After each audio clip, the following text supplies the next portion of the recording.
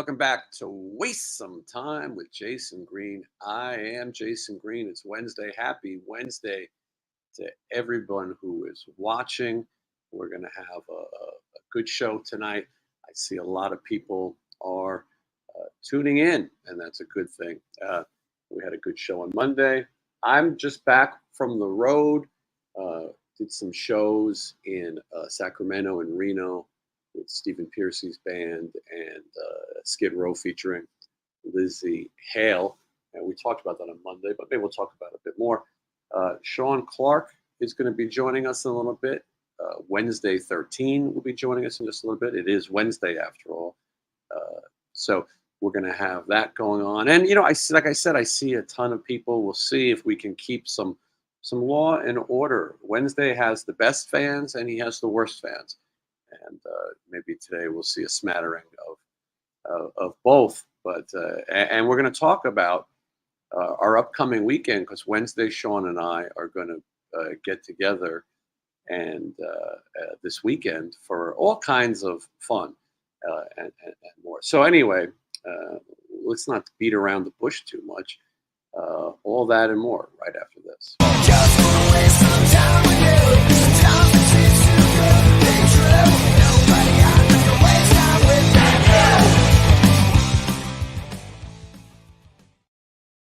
I know, and I'd rather waste time with most of you, but Wednesday 13 is here, so let's bring him in. How are you? Hello, hello. It is Wednesday as hell today, as I like to say. Yes, well, that maybe that could be a T-shirt. Yeah, could be. But so we didn't do a show last week because I was traveling, and then we did a show 2 weeks ago, and all hell broke loose with some of the fans of yours who get a little passionate, or dare I say, crazy. But some people thought that maybe the content that I deliver could be sexist. To which I say, there's nothing wrong with being sexy.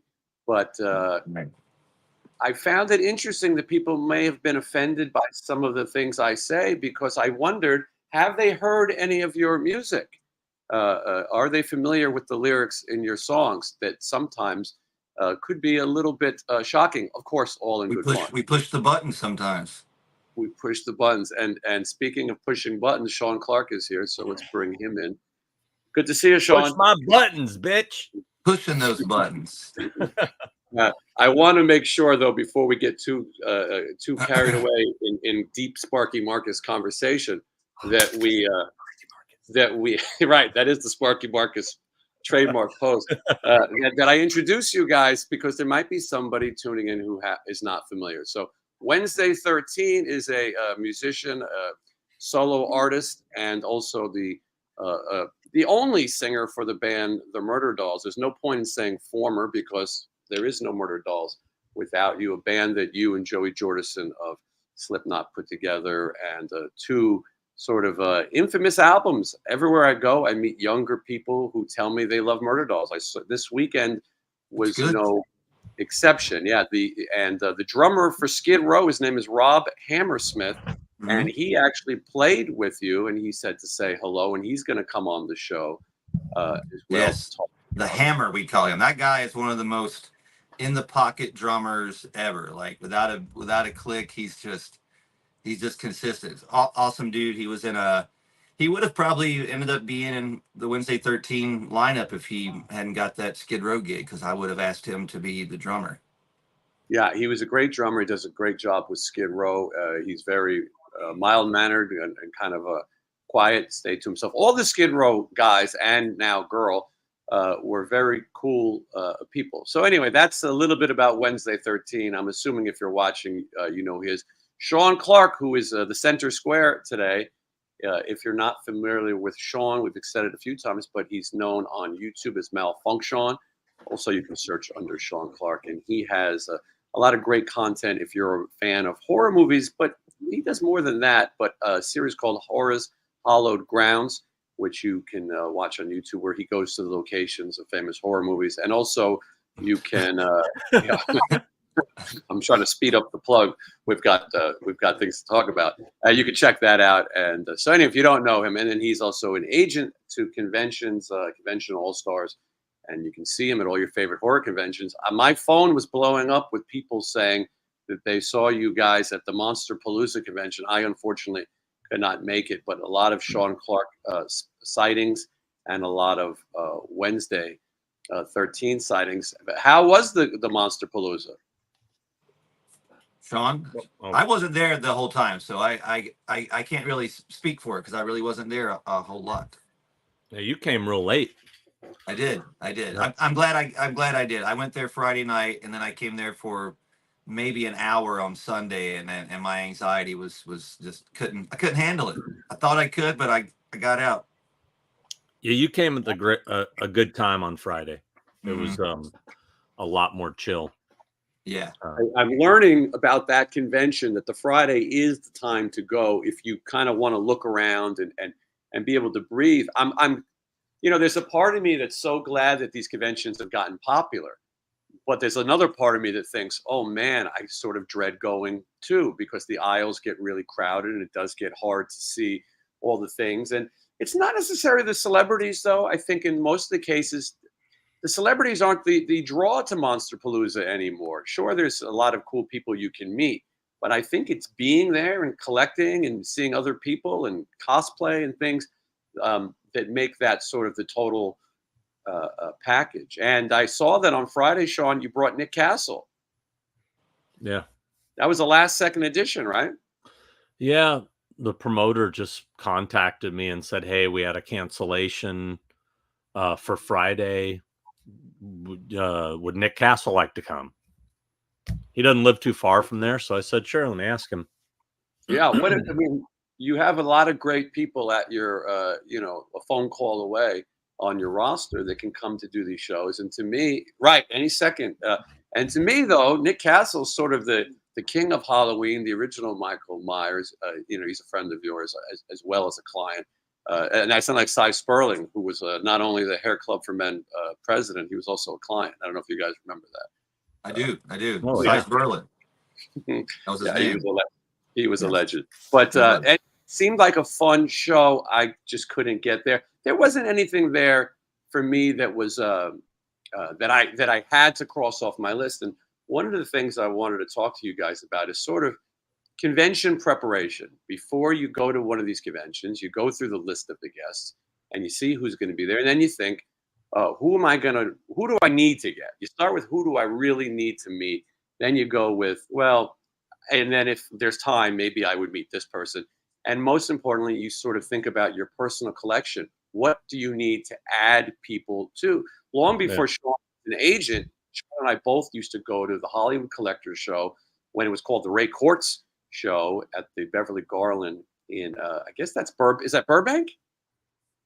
Studio City? Studio City, yeah, Close. probably. Close-ish. Yeah, I get those two mixed up all the time.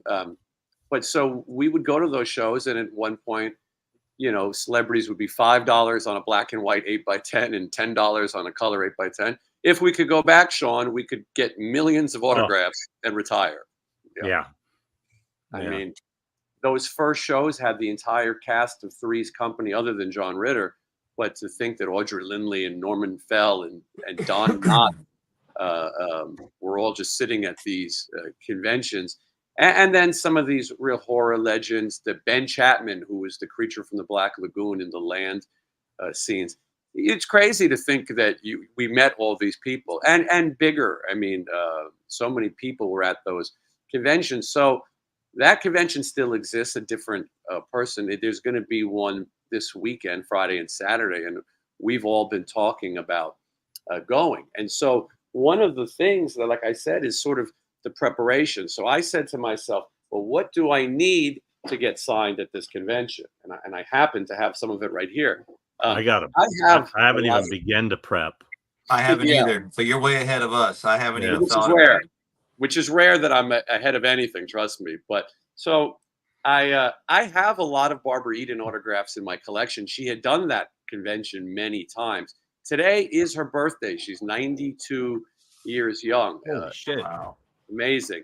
I hate to say that if you need her to sign something, now's the time. You know. Yeah. Might as well pull my Sparky Marcus picture out while we're talking. Yes, and I'm going to bring the list up, and then we're going to try to explain Sparky Marcus to some of the younger people. Right now, Wednesday's fans, their heads are spinning. Like, wait, what the hell is Sparky Marcus? But I had a lot of things signed by, oh God, what the, Larry Hagman, and this was one of the items signed by Larry Hagman, probably best known as JR. But Barbara Eden can complete this, so I've got to do it. I had a friend who used to go to these shows with me, and when he passed away, I inherited his collection too. One of the things I've learned is if you're going to give gifts to your friends, especially who are older, make sure it's something that you like because you might get it back. Yeah, look at that. Yours is done though, right? Yeah, Done. That one is finished. And this one though has Bill Daly in it and Larry Hagman. And I did take a personalization off this, which and it worked very well. But that's going to need the great Barbara Eden. Now they added Kate Jackson of Charlie's Angels, and she's done the show before. But I went through my collection and I found these that were previously signed by Farrah Fawcett. Oh, and nice. I thought I got to add. Let's see if I can show. It's a little blurry, but I got to add Kate Jackson to these. So now, and I'm adding in my head, how much money is this damn trip gonna cost me? I'm gonna show these. I don't think I'm gonna add to them, but I have these Police Academy photos, and I don't really remember why I got them signed.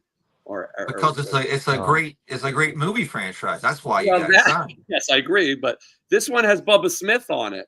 Oh wow! Well, it's good you got Leslie Easterbrook too. Yes, and right, I forgot. And Marion Ramsey's on this. Is she living? She passed away recently. Yeah. So this is my drummer Mike just told me that somebody in his family owned the dogs from Police Academy 2 that the family has in the house when they bite his sleeve off of his arm.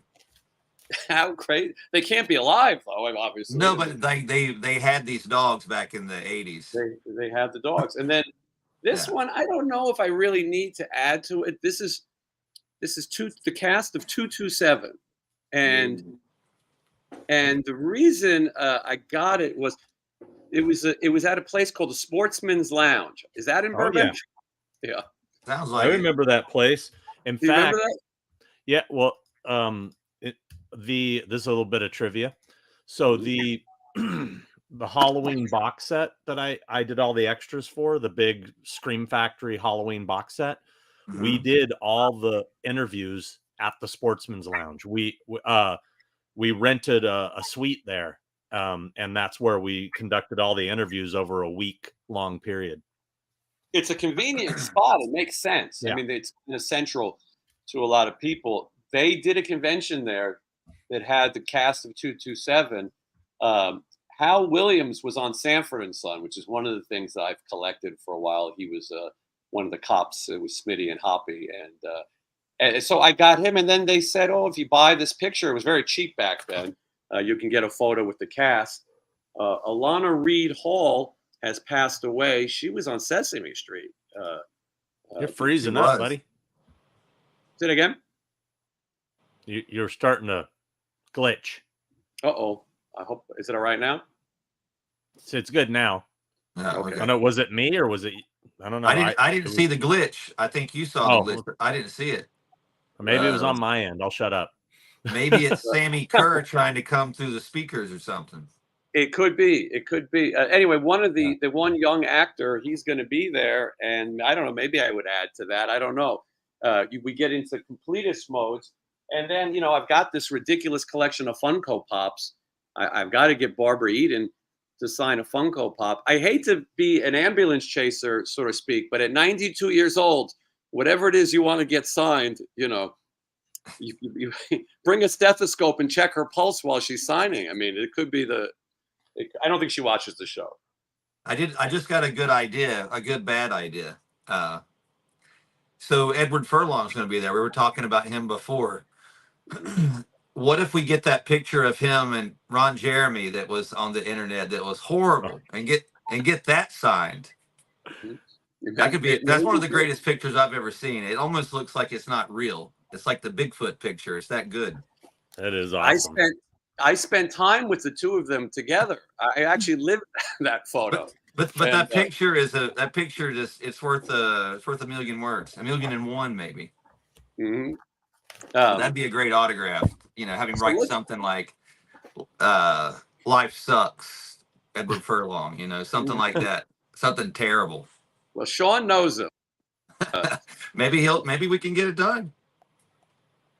It could be a possibility. So I will say that the Hollywood show does not pay any of us.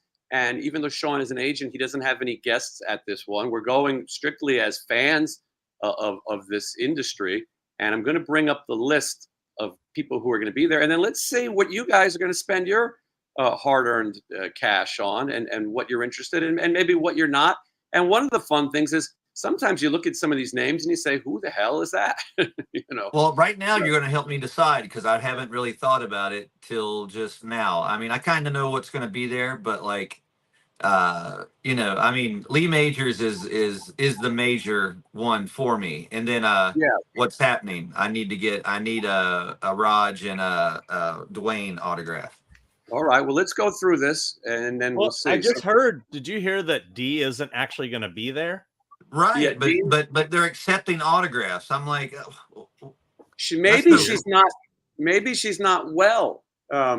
They said that she's going to sign things through the mail that are received, and she can sign pre-orders, but she is not going to appear. So, I mean, I hope she's okay, but maybe she's not. Maybe she's not well. Billy Wirth, in his first ever appearance.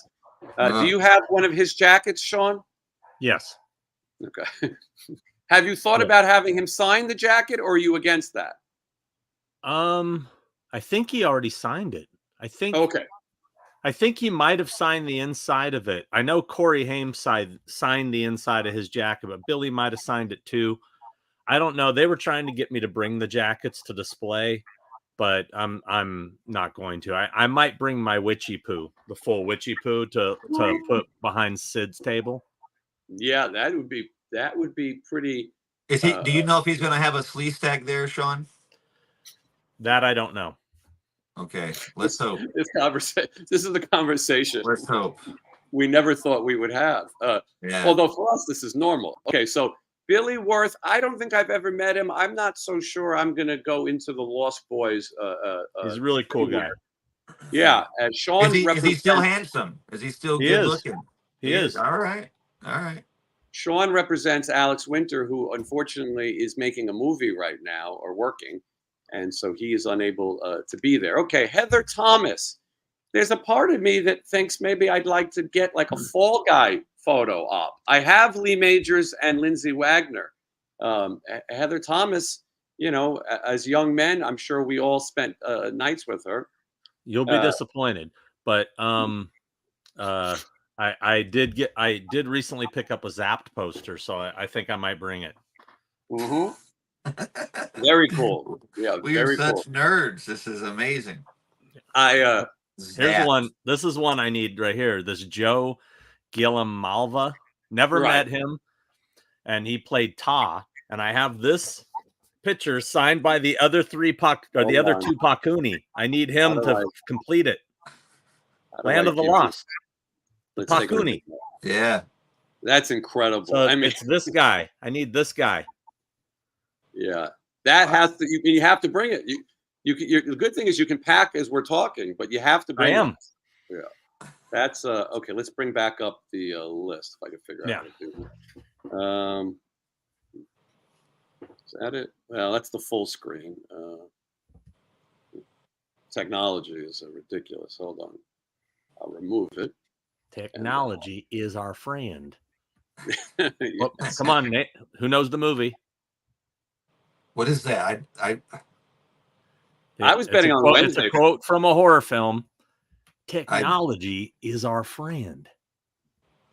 Okay, and here's another line from the same film. And then you can play along. California. Come on. I'm Anybody drawing in a the blank. chat? Anybody? I know? suck. I'm looking in the chat now.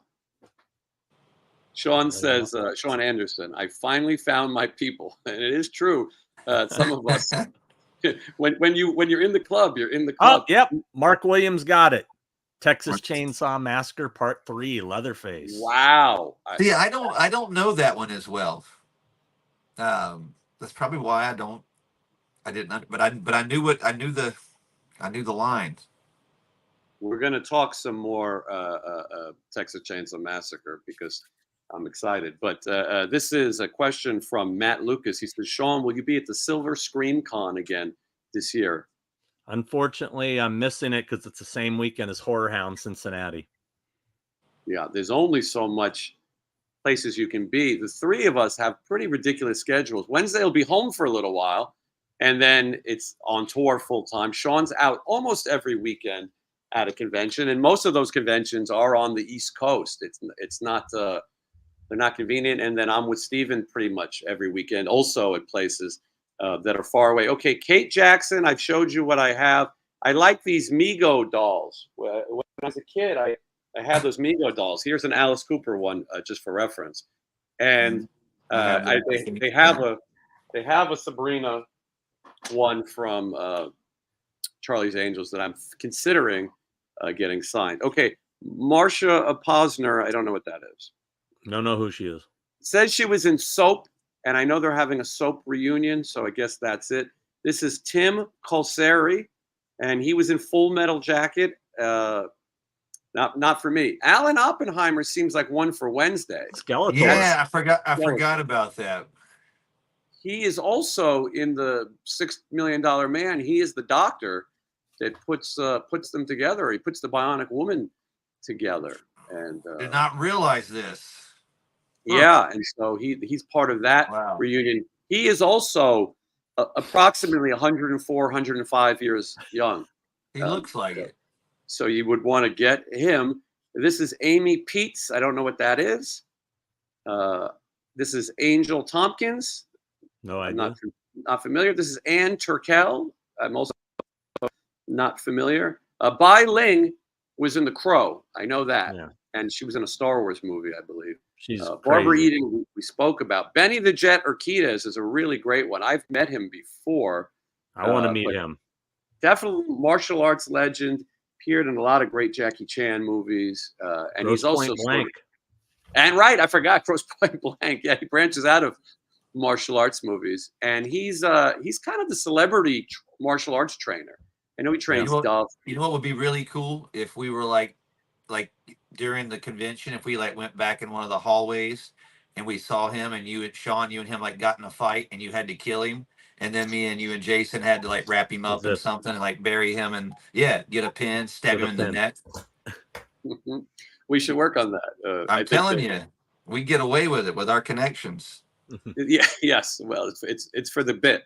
Bernadette Stanis, that's one I'm interested in. I want to do the Good Times photo op, which is J.J. Walker, Ralph Carter, and Bernadette Stanis. JJ's there too. Dynamite. Yeah. Damn. Now, Bill. Damn. Damn. I need this signed by that guy. Okay, hold on. Wait, let me see what that is. Yeah. Say that again. So this is for Bill Boyd, this one. Yeah. I'll need to have him sign this. And it'll be done, right? What's that? It'll be finished after him, right? Well, who knows who these two guys, if he's even in the photo. There's lots of guys that played Sleestacks, but I figure I'll add him to it. Yeah. I'll probably have Sid Krofft sign this as well. I think you can add him. Right. You can add him to any of those things. Hold on. Why is it just me? All right. Wait, let's get on. All right.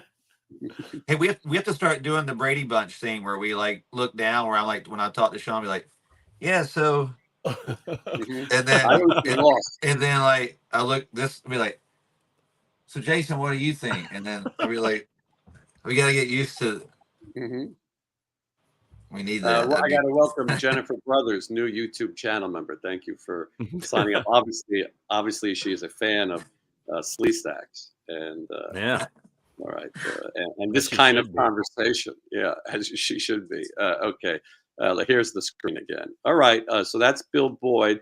I talked to Jake, who books at the Whiskey, and he said, yeah, he goes, at first he goes, I don't think there's anyone there I really like. And he works with Corey Feldman, so I don't know if he was including him. But he said, oh, the Asian guy from Police Academy. Now I'm interested. And I think he was serious. So Brian, who I booked for many years. Yeah, that's Brian Toshi. Yeah, Revenge of the Nerds, Police Academy. Yes, I met him. I got him to sign. When I met him, he was doing the Revenge of the Nerds stuff, but I had him sign a Police Academy picture. Mm-hmm. Or if I would have known this, I would have got a Nerds picture, and then, you know. All right. I'll just, there we go. Next up is Bryce Beckham, and I am interested in doing this Mr. Belvedere photo. It sounds ridiculous, but I don't think you'll ever see those four people together again. And I do enjoy those kind of strange classic TV combinations. Never a fan. Not for you? No. Yeah. Did you like it Wednesday? Mr. Belvedere? I watched it, but I could do without him. He was kind of like, you know, yeah. No, I was more into like Small Wonder. Mm-hmm. I don't know if I would take just him, but as the full cast, the surviving cast, Bob Uecker and Mr. Belvedere are deceased. This is Brooke Bundy, who was in Nightmare on Elm Street 3 and 4. I feel like, Sean, you would know her. Yeah, I've met her before. Next up is Bruce Thomas. No clue. Yeah, a lot of Halo and Call of Duty type things. Carol Wells. Nope. I don't know that either, but she appeared on a lot of stuff. This is Chance Michael Corbett. Now he is in the Lost Boys. And I was going to say, man, from my angle, this picture, I'm like, man, that's a horrible picture of that guest, but I realized it's supposed to be. Yeah, they went for a movie shot. Should I bring his teeth? I have his teeth. That's right. By the way, if you're watching after this, go watch Sean's Lost Boys collection. You'll see his teeth, and you'll see the jackets that are the most controversial movie prop known to man, and they don't come with a COA. Anyway, that's that. Charles Schlatter. He asked me to represent him once. He reached out to me a few years back, and I just didn't think I was the right guy, you know, as far as, you know, what his his body of work. I like that you say that, Sean. People ask me to manage bands and tour management. I only want to work with someone that I understand, you know, how to promote or I'm interested in or know it. And sometimes maybe he'd be more suited for someone who handles more classic TV, things like that. You know, what's funny is I wonder who writes these little bios, because a lot of times I think they leave off important shit. Like, well, the one thing I remember him from isn't even listed. Well, if you click on it, it gets much longer. Yeah. Whoa. Well, I still don't see it. He's got a lot of credits. I mean, yeah. I still don't see it. Well, he was Ferris Bueller in the TV series. Oh, wow. That's kind of cool. A lot of people probably don't even know about the Ferris Bueller TV series or remember it. Yeah. But yeah, I don't see it. Short-lived TV series, kind of like a lot of people don't know Dean Cameron played Jeff Spicoli in the Fast Times TV series. It's like you just read my mind. I was about to ask you about Dean Cameron, and that exactly. Get out of my brain. That's so weird. How weird. Charlotte Ross, she's a hot chick, and I don't know. She's on one of those Law and Order shows or something, maybe. Yeah, I don't know. Yeah. NYPD. What's the deal with Dean Cameron? I have his autograph, but I don't ever see him doing shows anymore. Yeah, he does. He doesn't do a lot, but yeah, you know, he lives real close to you. No. Yeah. No, he might even be in your friggin' neighborhood. Now we go for a walk. Yeah. Chainsaw is like he's I mean, I'm honestly probably turned out the way I did because I idolized Chainsaw and Dave. We talked about that before, but you know, a lot of people don't know that he wrote songs for Steel Panther and he directed some of their videos. And yeah, I saw that. Yeah, he's a bassist, actually. Yeah, he's an amazing bassist. Yeah, So Very either way, interesting. just geeking out. He's just another one of my spirit animals I like to refer back to. No, it's cool. Well, And here's more an you know. interesting transition. Do you know he used to do a thing at the what was the name of that Mexican restaurant on Sunset? Not it was like a chain. The one with the Kind of near flaming the Body margaritas? Shop. Huh? The one with the flaming margarita place? Might have Across been. from Guitar Center? No, that's El Compadre. Yes. Okay. But it was like Acapulco or something. Uh-huh. Anyway, he used to once a week he used to be in a band called Karaoke, and it was him and two other guys dressed up as famous Corys, and they played cover songs. I think It I was saw that karaoke. online, and I was trying to figure out if I could go stalking, but I thought that would be weird, and I just didn't follow up with it. But what an interesting gimmick, and it is a good segue because next up is Corey Feldman. Yeah, and Corey Feldman is an interesting guy. He will charge a lot of money if he doesn't write your name on it. So let's just say he already is overcharging. Let's say he charges you $75. He may charge $150 if he doesn't if he can't write your name on it. But anyway, Corey Feldman's pretty legendary. I know that people now seem to remember him for his silly musical performances that he takes very serious. But he was in Gremlins, and he was on Mork and Mindy, and he was obviously in The Lost Boys, and he was in The Fox and the Hound. He's got a lot of franchises to his career that people can add. Goonies, I can't forget Goonies.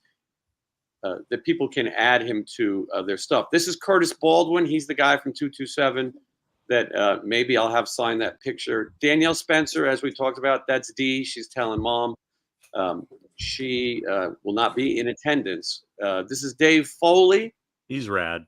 Yeah, Kids in the Hall, which was a legendary thing. Dinah Manoff. I think I said that right. They're billing her from Empty Nest, but she was also in Child's Play. Well, who's she in? Was she the one who gets pushed out the window? It doesn't say. They should say things like that matter. that'd be awesome in the bio. Was pushed out the window. She was in Greece. She was in Greece. She was a pink lady. I don't need her. Donovan Scott, that's a Police Academy. Edward Furlong, we've discussed. He's Brainstorm fame. Or Brain Scan fame, rather. On Donovan? No, Edward Furlong. Brain Scan. Oh, Edward Furlong, yeah. Let's the trickster. You pick all the obscure ones. Yeah. Wow, look at this. Somebody came to my show in Holland one time, and one of my ex-band members, I'm not going to say who it is, but she told him that he looked like Brain Scan, and he didn't know what she was talking about, and I could not stop laughing the entire night. It was the funniest thing. That's not a compliment. No, not at all. And he was like, "What is that?" And like he couldn't get online to look at it, and I could not stop laughing. I was like, "Please don't get online because you're going to be upset." Michelle is interested. I don't know if she's still watching, but she's interested in the photo with Edward Furlong. The ladies love Edward Furlong. You guys probably already know that, but the ladies love Edward. But speaking of the ladies, they love Raj.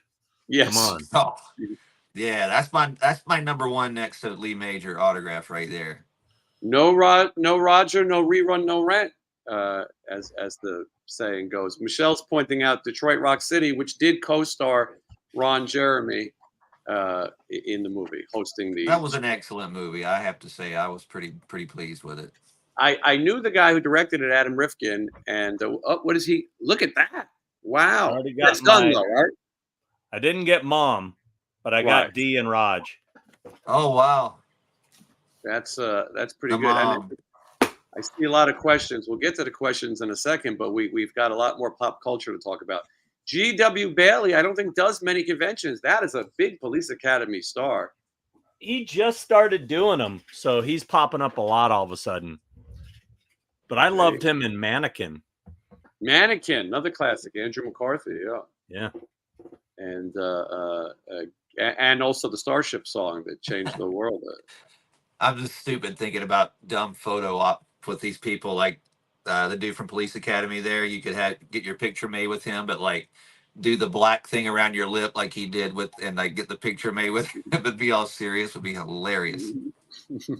Yeah, no. That's where my mind goes. I'm sorry. Well, no, but it's good to do something original. Gates McFadden is a Star Trek person. Hilarious. H.M. Wynant. This is a name that I've been seeing at conventions for 50 years. Yeah. He played a villain who fought Elvis in 1963. It happened at the World's Fair. His television appearances include Twilight Zone, Get Smart, Hawaii Five-0, Quincy, which is my favorite, and many others. Hal Williams, I explained, committee on Sanford and Son, also on 227. This is Harry E. Northup. Over the Edge cop. I had a feeling you would know that one. Yeah. And he was in Silence of the Lambs. I got to get my Over the Edge poster signed by him. That's not a thing you hear every day.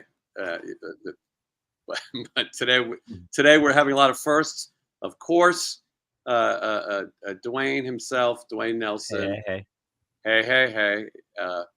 Eileen Graff. I text that quite often, and it's exactly because of him. Hey. He's definitely made it a thing. Yeah. Eileen Graff is the mother on Mr. Belvedere. James Doughton. He was on Happy Days. Was he in Animal? What was he in? I don't think he's Animal House, right? Yeah. Oh yeah. You're right. He's Greg in Animal House. Yeah, and which is pretty legendary. And he also he's the man who challenged Fonzie to water ski over the shark. So that's he created the Jump the Shark, his character. I'm checking to see if I have that H.M. Wyatt guy's autograph. I think I do, as he was in a famous Twilight Zone episode. That's what I was wondering, because you do collect Twilight Zone and have the. Well, he's in the episode The Howling Man. Let me see. I think I do have a signed picture from him already. Somewhere. You know The Howling Man, when the devil's locked in the cage or in the cell, and he's telling him to let him out, and he convinces him to open it up. Huh?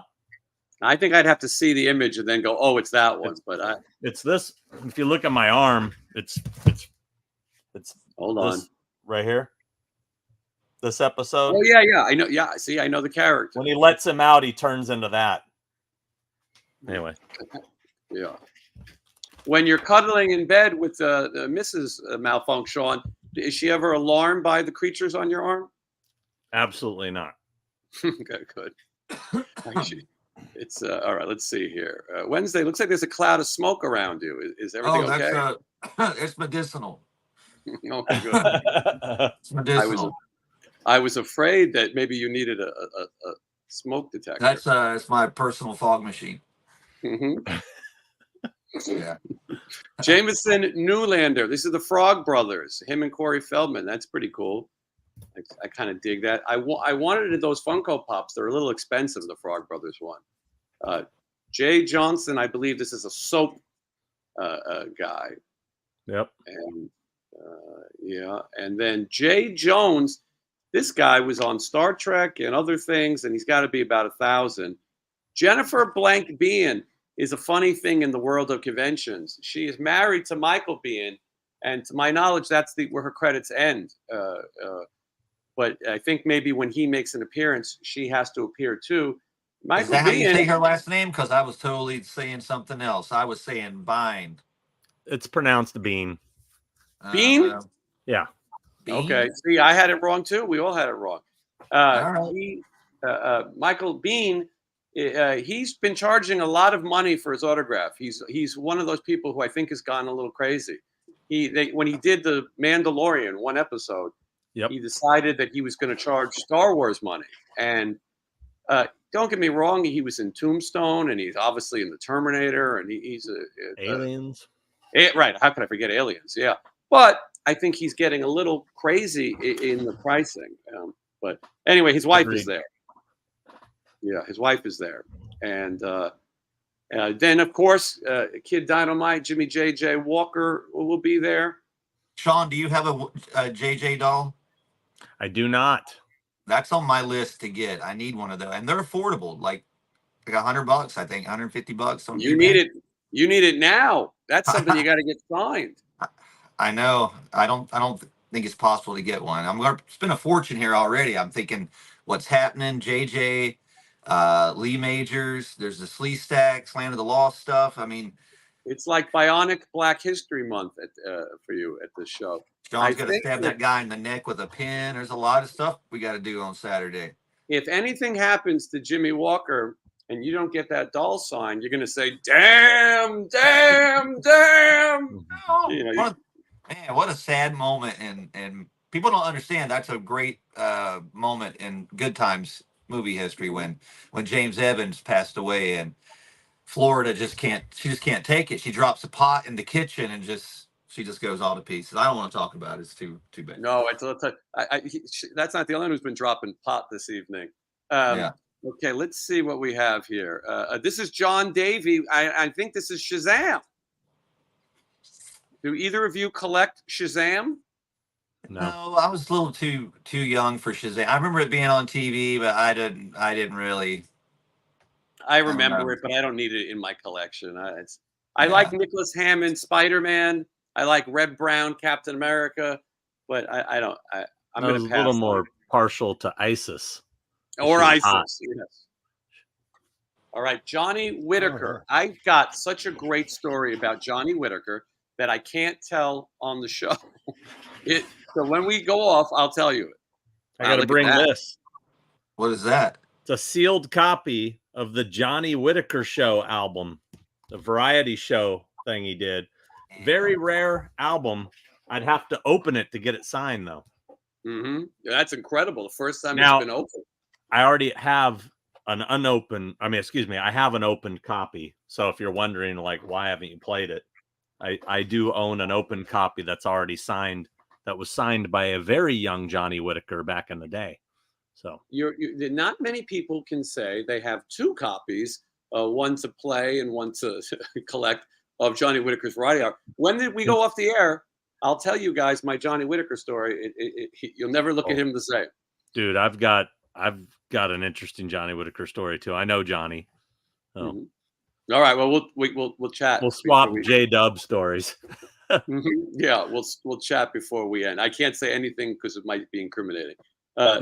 Julie Newmar, it says here this will be her only 2024 appearance. She's probably 90. 2024 appearance. If you read between the lines, that means only appearance. This is it.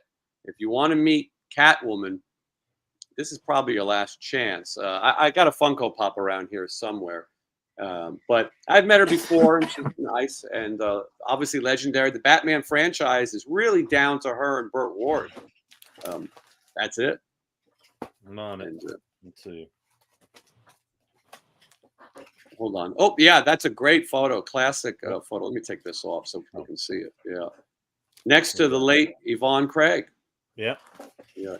That was another thing about those old conventions, to meet the cast of Batman all the time. Was something. You do for those who are interested in this world of convention. Sean has a really cool 2-part series where he talks to other convention agents on his channel. And one of the things that you guys talk about, I think in the first part, is Adam West had this really crazy agent, and he would make up prices on items. Like he would look at something and go, "Well, that's an original, so that'll be $200." And well, that one has Frank Gorshin on it, so that's going to be $250. And he was really a creep. I mean, in the real sense of a shyster creep. He would definitely give agents or managers a bad name. But for some reason, Adam West seemed loyal to him. He's passed now. He's gone to the big shyster market in the sky. And he dropped before Adam did. Yes. Those last shows, Adam probably didn't know what to charge for a vintage Batmobile. Yeah. Okay. He was. I also brought it up in that episode that Adam West was the first celebrity who ever asked me to pay him for an autograph. Like, how do you mean? Who did? It was the first. Every convention I had been to, autographs were free. He was the first celebrity who said, "Oh, that's $20," and I was like, "What?" Yeah, that's a life-changing day. but it is true. You used to go to a convention and autographs were included. You'd see someone speak and then you'd get their autograph. Okay, Kathy Coleman. This is Land of the Lost. I'm assuming you already have her. Oh yeah, she's a friend. I don't. This will be my first time being in a room with these folks. So Wednesday, will you get in the raft and do the raft photo op? I've never done it, but I'm tempted. I didn't know this was I've been so busy with writing and working on new music. I didn't know that was possible. I'm smiling because the answer is yes, automatically. I've done it. I need to do it. I didn't know you could do this. Tell me more. Sean, you want to explain it? Well, they basically do a photo op. They have the raft and they put the life preservers on you, and you act like you're going over the falls. You with them? Yeah. Oh, okay. Yeah, all right. There's my money. That's better than what's $6 Million Man doing? It's Fall Guys. Is he doing anything cool? No. Maybe I'll just get an autograph from him, and then I'll get in the raft with Will and Holly. And they have the raft like right at their table. I don't think you even have to do it pro. You can, you just do it right there. Selfie raft, I think. Wow. All right. Well, I don't want to digress, but photo ops are an interesting thing, and this is obviously a world that Sean is a part of. And so people have tried to find ways to resell photos. I'm Jason, I'll put on a Jason costume. I'm Freddie, I'll put on a glove. And then there's some Danielle Harris. If you want me to dress up like I was 14, some people are into that, and hold a pair of scissors at you, I'll do it. Well, by watching that episode I'm talking about, I learned about, and now I say this chick's name all the time, and I can't think of it. Sleepaway Camp. Felissa Rose. Felissa Rose. She's done 4,000 conventions this year alone, and but she's a part of horror movie history. And spoiler alert for those who haven't watched, at the end of Sleepaway Camp, way ahead of its time, the female lead it has a penis. She's a man, I guess. A weenus. Oh, yes. And so, Sean, you went to a convention and she does photo ops now. Oh, you weren't at it. There. But she does photo ops with penis. Weird. Yeah. Wednesday, I saw the pictures. It was it's a lot to soak in. Yeah, it was different. It was different. Could you imagine going up to the counter to pay? I'll take one Felissa Rose with penis photo op. It's not real. It's obviously she has a replica and a bush that would knock your Aunt Connie's socks off to go with it. Weird. Christy Canyon would be envious of that bush. Yes, Christy Canyon for sure. But interestingly enough, I don't think that's even her in that scene, right? They used the double, didn't they? No, it was a man wearing a fake a life cast of Felissa. Oh, that's why she's in that weird right. It's static pose. Have you seen the light switch of her? It's pretty cool. I have not seen that. That looked a lot better than the photo op. Yeah, the light switch can be cool. Yeah, a lot of fans of the bush. Anyway, but that if you haven't seen Sleepaway Camp, I'm sorry that we ruined the ending. Okay, Gavin Rosdale was jealous of that photo. Of the the bush photo op. Okay, Kathy Garver. She is on one of those shows, Family Affair or something. Is that right? She's got to be like 1,000 years old. I think she's 1,000. I think she's just turning 1,000. She was a voice on the new Yogi Bear show, Droopy. Oh yeah, she is. The cartoon Fonzie and Happy. I kind of like some of these type of voice actors because if you really research, you could find out that she might have been the voice of a cartoon that you watched. Most of the cartoons we grew up with, the voice actors are gone. I can't read much, but I can see she was the voice of somebody on Chuck Norris's Karate Commando. So she is. I take it back. She's maybe not 1,000. She probably looks good for 1,000. Yes. Then Kerry Green, who I've never met. We share a name though, and she is Goonies history. I don't know. I might be interested in meeting Kerry Green. She's Goonies, and she was in Lucas, right? Yeah. Yes. Have you met her, My Sean? good friend. I've never met her, but my good friend Scott on tape, I think, is coming to the show just to meet her. Wow. See? Yeah. It's amazing what people are into. Lance Kinsey, we know from Police Academy. That's Proctor. I would kind of like to meet him. He's one of my favorite idiots in movie history. He's a Yes. full-on idiot. Tell him that. You are my favorite idiot. I mean, he's the one that took pictures of the fruits at the bar. Remember? Yep. Yeah. the blue oyster bar or whatever. Yeah, when I hear that theme, you know when you hear that theme to look out for leather if you jackets. walk into a bar. All right, the great Lee Majors. I did meet him here in Vegas, but that was one ever since I started collecting memorabilia. I wanted to meet Fall Guy, the $6 Million Man. Definitely a legend. Trying to decide if I bring my $6 Million Man doll or not. I'm thinking the same thing. I was going to bring mine, and I've got my Fall Guy lunchbox. Like, what is between the two? Like, those are both great items. Yeah. Also, Lee Majors is obviously not a spring chicken. So these are the kind of decisions where you can't say, well, I'll get him next time. This is it. Sean, how many people do you think will bring Lee Majors' Night the Reindeer Died posters or something to sign? 2. Okay. All right. I'm just thinking that somebody weird will do it, and it won't be us. Right. This is Lee Purcell. I need her. Say it again. I need Lee Purcell. What do you need her on? My Valley Girl poster. Oh, right. Oh, she's Valley Girl. Okay. She was the hot mom. Remember when she was gonna bang the delivery boy? I completely remember. Yeah. No, that's a good one. And a great thing to add to the poster. This is Linda. I'm gonna call her Duquette. And she was on Herman's Head. I liked Herman's Head. That was kind of a cool show. She should get off of Herman's Head. Yeah, that was the dude from Fright Night, right? Yeah. William Ragsdale. William Ragsdale. Charlie Brewster. Mm-hmm. Lindsay Wagner.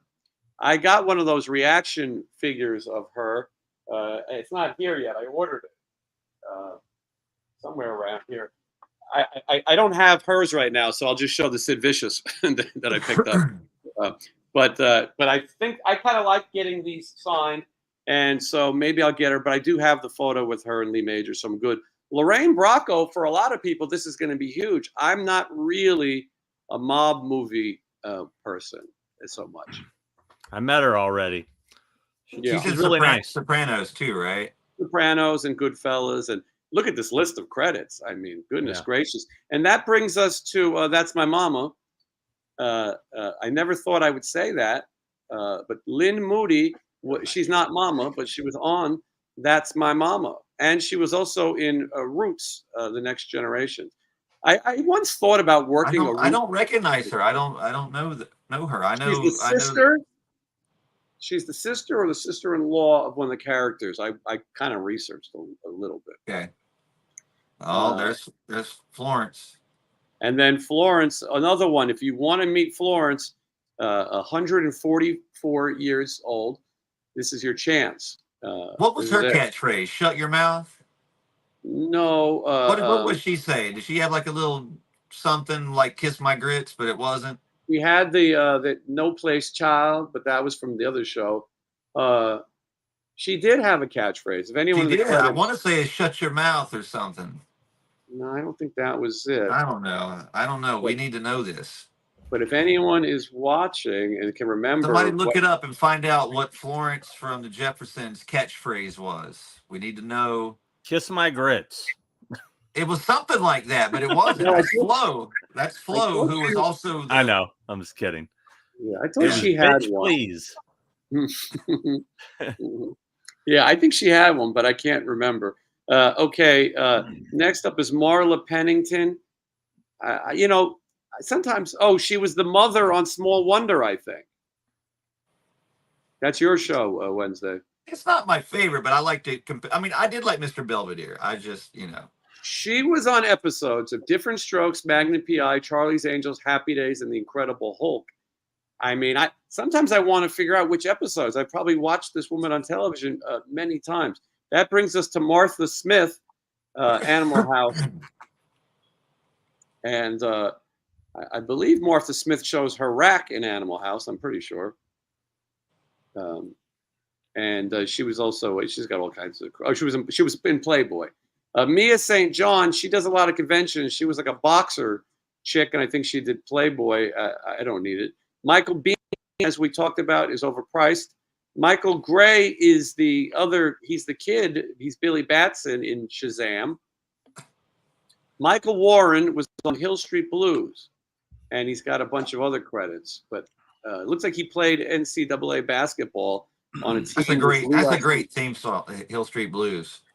Great, definitely great instantly. You just want to sit back and just think about stuff when you hear that one. Monica Keena was a former client of Sean Clark, right, Sean? Yep. It'll be interesting to see how she's doing. Yeah, and we hope she's doing well. She did play Abby Morgan. If she shows up. Right. Well, she was married or something with Edward Furlong. And I believe they're still together. So he may drag her there. She doesn't have to get on a plane. So that's a plus. She played Abby Morgan on the TV show Dawson's Creek, which, as we all know, co-starred Wednesday 13. I did. I was in episode 38, Living Dead Girl. I don't actually know if that's the number, but I think that was the name of the episode. No one will know. It's okay. It sounded like but it is on YouTube. You can watch it. Monique, and we talked about that Dawson's Creek episode, but Joey Jordison told them to pay attention to you and him because you guys are the real members. They thought Joey was the drummer, and the director filmed Ben Graves by mistake. Yeah, pretty much cut him out. He was pissed. That's the first time I ever saw Joey flip out. One of the many times.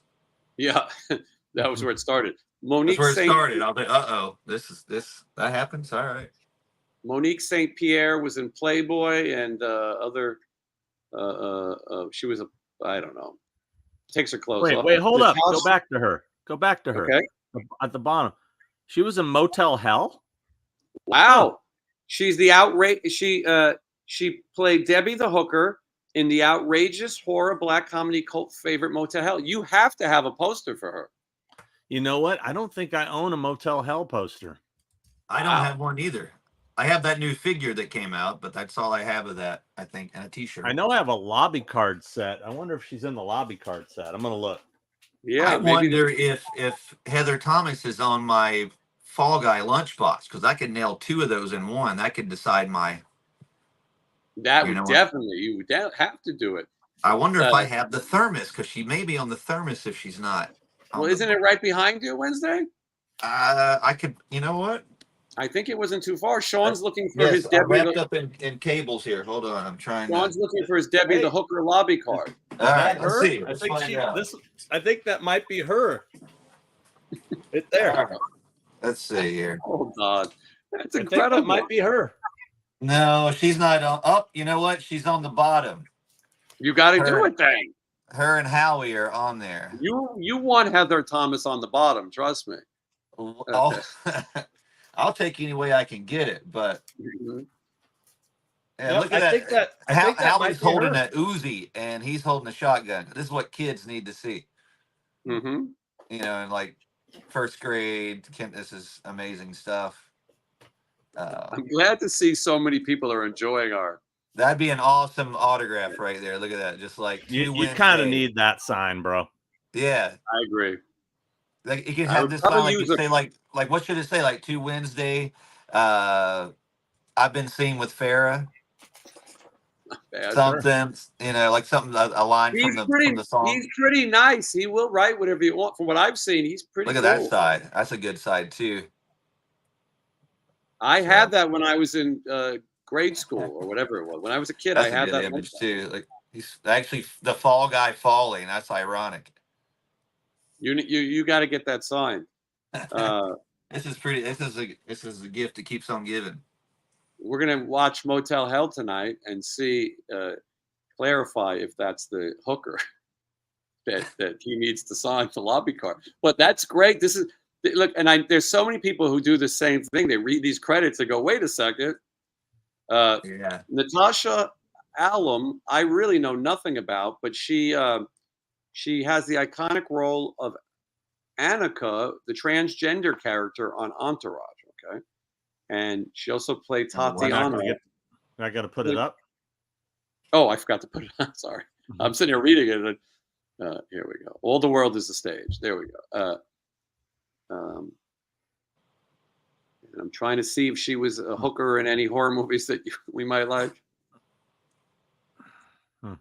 I'm not seeing anything all that classic. And as people have probably learned, we like classic things. Patricia Cara. This is another name that I don't think I've ever heard in my life. No. And these seem like sort of modern credits. And it seems like she played, girl with pumpkin type credits. She was a deal or no deal model. Yeah. All of this here is about deal or no deal. That's a lot of. I feel like any of us could end up being one of those models one day. It could happen. I think if we so. try. I mean, Ralph Carter, we talked about. This is Michael Evans from Good Times. You seen him lately? Who, Michael from Good Times? You've seen him? He ain't looking good. Like it looked like he's has no bottom teeth. You know what's weird? I mean, I like Good Times. I like JJ.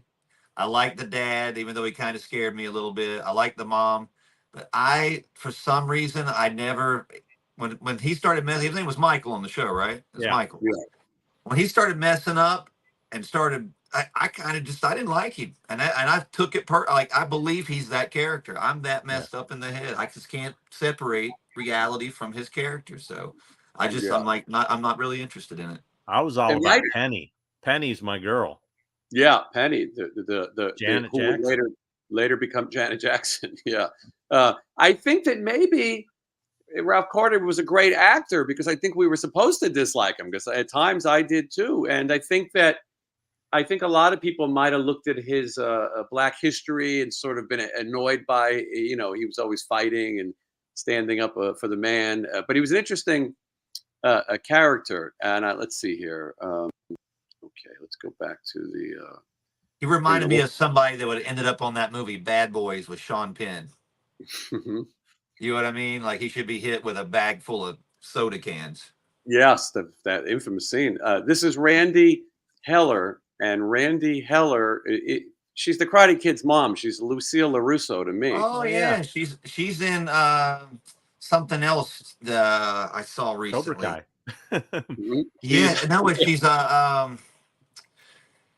no, she's in a horror movie, I believe. When I worked at Trauma.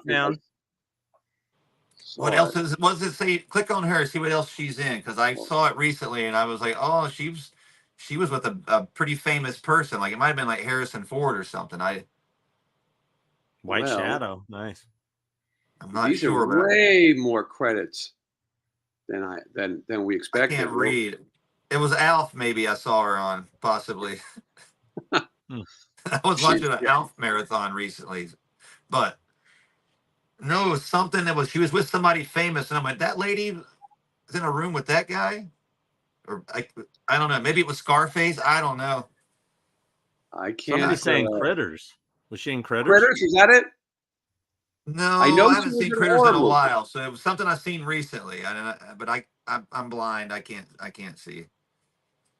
Monster-in-Law. Well, anyway, I have her on most of my Karate Kid memorabilia. Randolph Mantooth.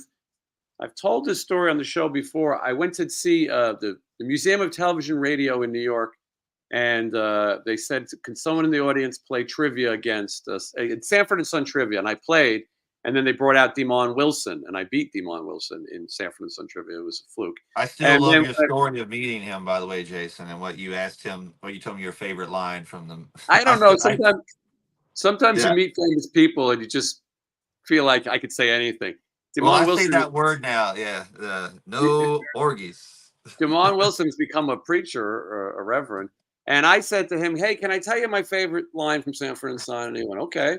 And I said, there's the episode when your dad's out of town. Red Fox was in a contract negotiation. Grady took over. And Grady told you, remember what your father said when he's out of town? No orgies. And I don't know why I wanted to tell him that, but he looked at me and he went, no orgies. And it was nice there for a moment. But Randolph Mantooth was there as well. And when eBay just began, which I'm going to say is 98, in New York City, they had a lot of photo stores where you could go buy 8x10s of people. This is before you go and print your own photos at Costco.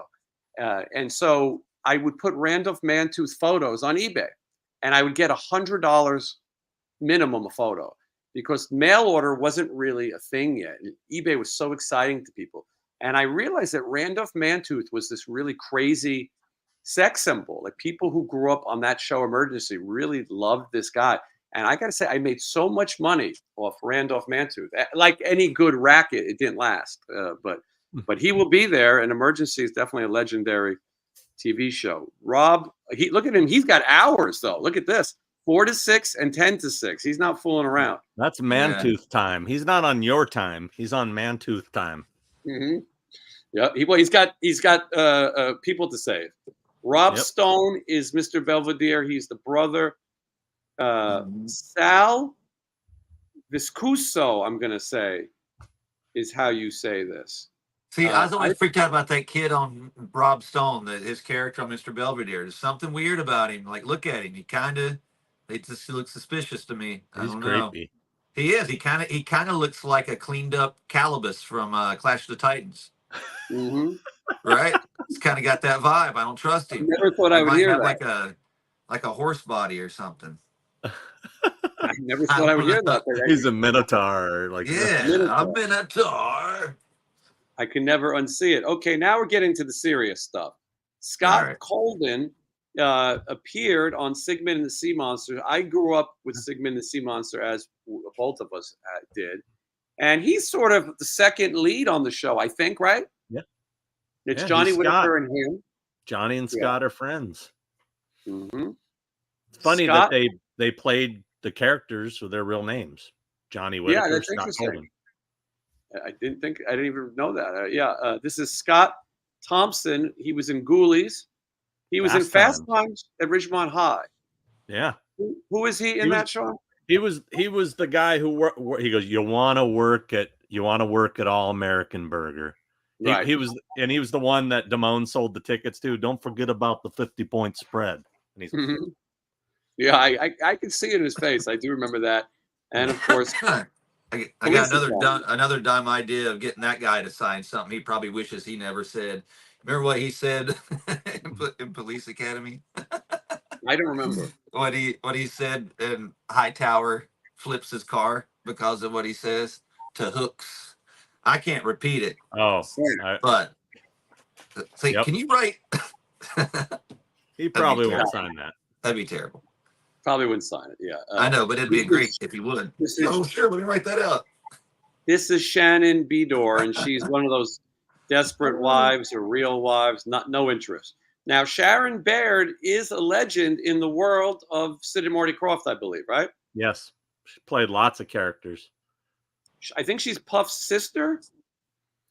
I think. I think she might have. I know she was one of the sea monsters. She was also, I think she Saw and Ton. Yeah, she's this one here, this one right there on the Pakuni on Land of the Lost. Oh wow, yeah. So you have her on. Already got her. Yeah, she's definitely a big deal in the world of Sid and Marty Krofft, if you're a fan. 100%. And she's not getting any younger as well. We've lost a lot of people in that world. Sharon Lawrence is a big star, another NYPD Blue. That's way too mature for us. Sid Krofft, legend, another guy that, I don't know how many more conventions Sid Krofft is going to do. Sean has mentioned that he has the original. He's getting ready for the next one. He does have an original Witchy Poo costume. And so are you going to let them display it? I think I'm going to bring it. Yeah. I just got to call the promoter and just figure out exactly where we're gonna put it and all that good stuff. Yeah, and tell him that we're going to need 4 tickets in exchange for the appearance of Witchy Poo and Wednesday 13. We'll help carry it in and just get us just a vendor pass or something. We'll all wear construction uniforms and hard hats and gloves. Yeah. But anyway, so that's very cool. And Sean, one of the things I like about you is that you're up to share your collection with people, whether via your YouTube videos or in person. You know, we talked a little bit about making sorted. You have it like ready to go within arm's reach. It's like it's pretty good. It's a shame when a private collector buys something and it'll never be seen again. You know, these kind of things I think are meant to see by other fans. And so anyway, I'm looking forward to seeing the Witchy Poo. Witchy Poo herself, Billie Hayes, had done those conventions and was another kind of legendary person to meet. All right, let's see here. Did you ever meet her at a convention? I did, yes, a few times. Yeah. Her and Van Snowden, yep, who was in the puff costume at times, and Sid Marty, right there, Van Snowden. Yeah, a real legend, Puff himself, and he played Sweet Mama, and yeah, look, oh yeah, see right here, Shannon Baird played Big Daddy. And I got crazy. Billy Barty on there, Rip Taylor, Whitaker, Sid Krofft, Marty Krofft, Pamela Ferdin, the girl, the love interest. Pamela Ferdin was also... needs this little bastard right there. Yeah, well, Sparky Marcus. So Sean had plans. Sean had plans this weekend. We discovered this on this show. We brought up this list, and Sean said, "Oh my God, it's Sparky Marcus." He told us that he had a friend who. Or an acquaintance that's obsessed with Sparky Marcus. Did you tell that person? No. Yeah. So I'll explain why later. But okay. I would be on a plane tomorrow to Pittsburgh for the Living Dead weekend at Monroeville Mall, but I changed those plans because of frickin' Sparky Marcus. That's what makes you special. So don't anybody tell you you're weird for doing that. Exactly. No, yes. So that's Sparky Marcus. This is his first appearance. It could be his last appearance. Who the hell knows? But he did play Shelby. And I can't imagine Sparky Marcus is going to make so much money that he's going to do more of these. No, I can't imagine. I don't know anyone besides you. We'll see. Well, Sean, you are the expert on conventions. This is your field. And I'm sure you've booked people before who you said, they're probably not going to do so great. I better get my own shit signed fast. Well, this could be it. I mean, there is a world of Sid and Marty Krofft that people like. Yeah. Well, it's funny is there are certain people that like a guest that I really want to meet, like a Sparky Marcus, where if they had reached out to me for representation, I would kind of bite the bullet and put them in one show, at least just once, just to, Jake says the same thing about the whiskey. If you ever see like E.G. Daly or C. Thomas Howell, like live at the whiskey, it's because Jake did it. He wanted to meet them. But yeah, I get it. I would do the same. Okay. Sparky Marcus should be the big closer, but Stuart Pankin, not necessarily the news. Susan Anton, she was a hot chick of yesteryear. That Stuart Pankin was in something else. He was in not necessarily the news on HBO. That's the one I know. And then he was also Hollywood in Nights. Hollywood That's Nights. What I know him from. Hollywood Nights. He's the one that they hijack and New Bomb Turk takes his costume and no, he's the one. Is he the violinist? Yeah, he is. He's he talks like this. Remember? He talks like this. Yeah. It's what a great scene in that movie too. The one-armed violinist. I feel like I need to try that on stage. I love that movie. That's an underrated film. That's a great movie. And the lead guy from that just died recently. The one who's going away to war. From Alien Nation from the series. Yes. I was just talking about that the other day too. People are watching right now, scratching their heads. Alien Nation, that was another cool, weird movie. Timac is a great one. Timac was a bouncer at a bar in New York City when I was a kid, and I went and had him sign all my Last Dragon items. Last Dragon is one of the best and worst movies all at the same time of the karate field. Bruce Leroy. Show enough. Show Bruce enough. Leroy. Mhm. Show enough. Yeah. I used to, and that was like a summer and being home from school, and that was on every 5 seconds on HBO, and just watched it over and over again. And Barry it's crazy. Gordy. He looks exactly the same. He does. I was going to say it too. He looks exactly the same. And Barry Gordy of Motown sort of made that movie. Timac was a pain in the ass, they say, about negotiating to do a sequel or more movies, and sort of ended his own career. Then Thomas Ian Nicholas, who was in Rookie of the Year, I believe he was in the American Pie movies. He's also is Bruce Leroy doing a photo op where you can grab his hand and it glows? Yes, the glow. Good. Maybe bring some glow paint. Because that would be cool. Or they just Photoshop it in. You guys are like holding. That could be awesome. Actually, he could make money off that. Thomas Ian Nichols also in Halloween Resurrection. I completely forgot. There it is, though. He co-starred in Halloween Resurrection. Have you had him sign anything? No, and I know him. I should bring that poster. Is that the Busta Rhymes one? Yeah. Okay. Yeah. It's bad. I thought that he might be a good guest on the show because he's really big on his music career. In addition to, so he might be good. I like to have actors on who talk about their music careers too. Todd, I'm sure he'd do it. Yeah, well, maybe we could talk to him when we're there. Todd Stashwick, he's on Picard and some other mature shows that I wouldn't watch. Tom Arnold, we all know who Tom Arnold is, the former Roseanne Barr. Tracy Wells is the sister on Mr. Belvedere. I couldn't think that she's ever done anything else. Sometimes you read these credits and it's 90 ways of saying the same credit, Mr. Belvedere. So when I said the Busta Rhymes Halloween, I referred to that one as that one, and the one with the LL Cool J Halloween one was H2O, right? Yeah. I saw that on a Friday night in North Carolina, the night it came out, and I think I was the only white person in the audience, which was great to see because everyone was scared to death of it. But what I'm getting to, it was kind of like the Florence from Good Times going, damn, damn, damn. Whenever they thought LL got killed, I heard this girl beside me go, oh, LL. And I'd never forget that. Every time I think about that movie, I've just thought about that. Thought I'd share that. There's LL.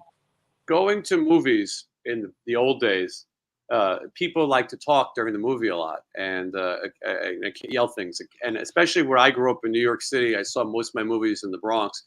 I went to see the Return of the Empire Strikes Back. I think it was the re-release one of the times. Right. And I remember those. Yeah, we used to say, you want to go see a very white movie, like a science fiction movie or a comedy, because it was an urban thing to sort of yell at the screen. I hate to sound racist, but it was sort of an urban thing. So we said, well, we'll go see Empire Strikes Back. No one's going to yell at the movie screen during that. We went to see it. There was maybe 4 or 5 people in the theater. It was like an afternoon. And the scene when Yoda and first revealed with Luke, someone yelled out, "Looks like my grandma!" And he picked his spot, and he never spoke again the whole movie. He was polite. And I'll be honest with you, I'll never forget him wherever he may be. That's hilarious. I'll never forget him. What movie have you guys went to? Since we're nerds, what is the movie in your history that you went to go see that there was like nobody in the theater?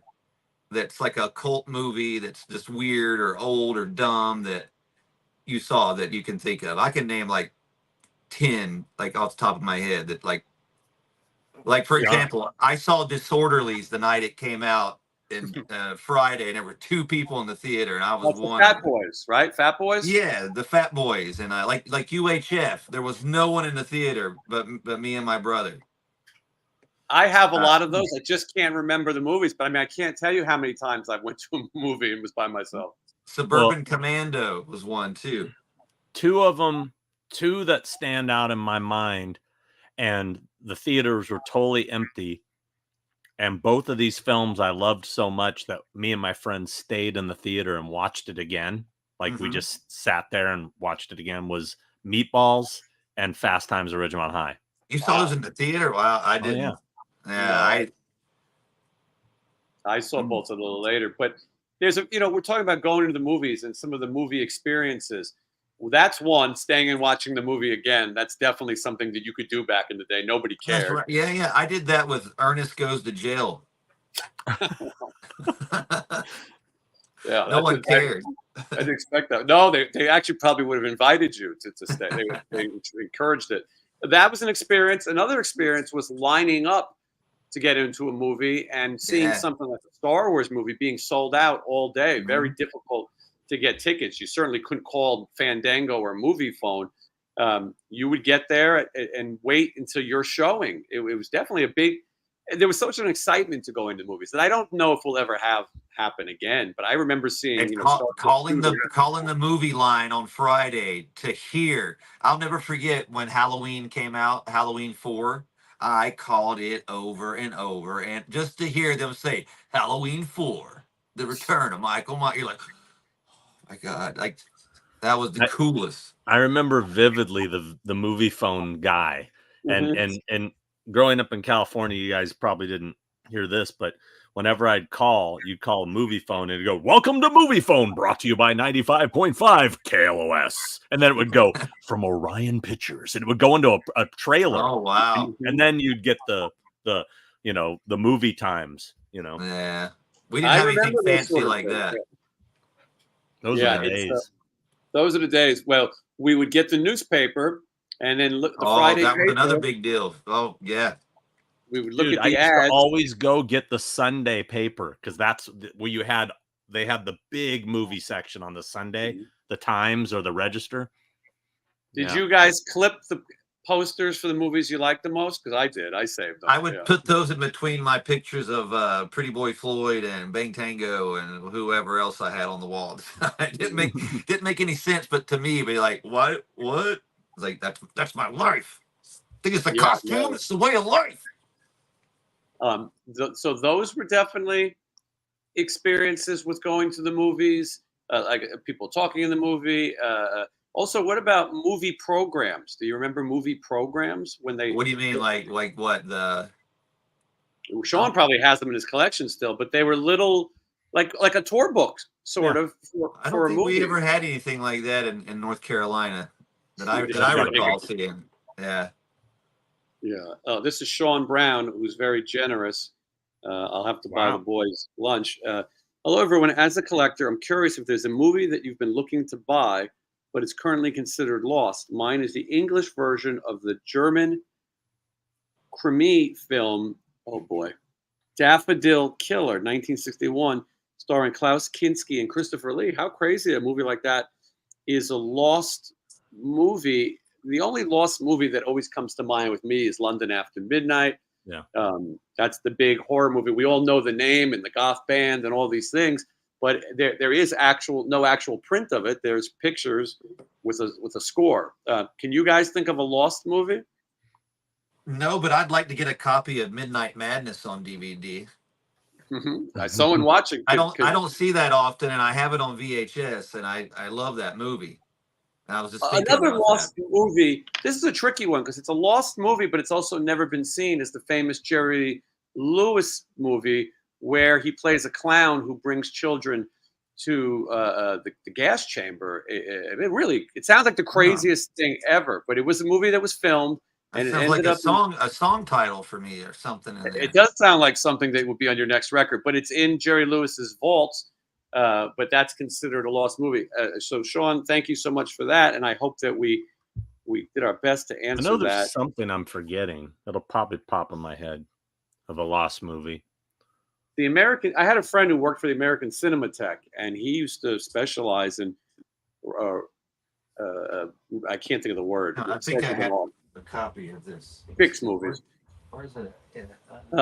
Victoria over here. This is just another housewife. Wesley, she lives somewhere around here. I've seen her. Like this one. I've seen her in my in my area at restaurants and stuff.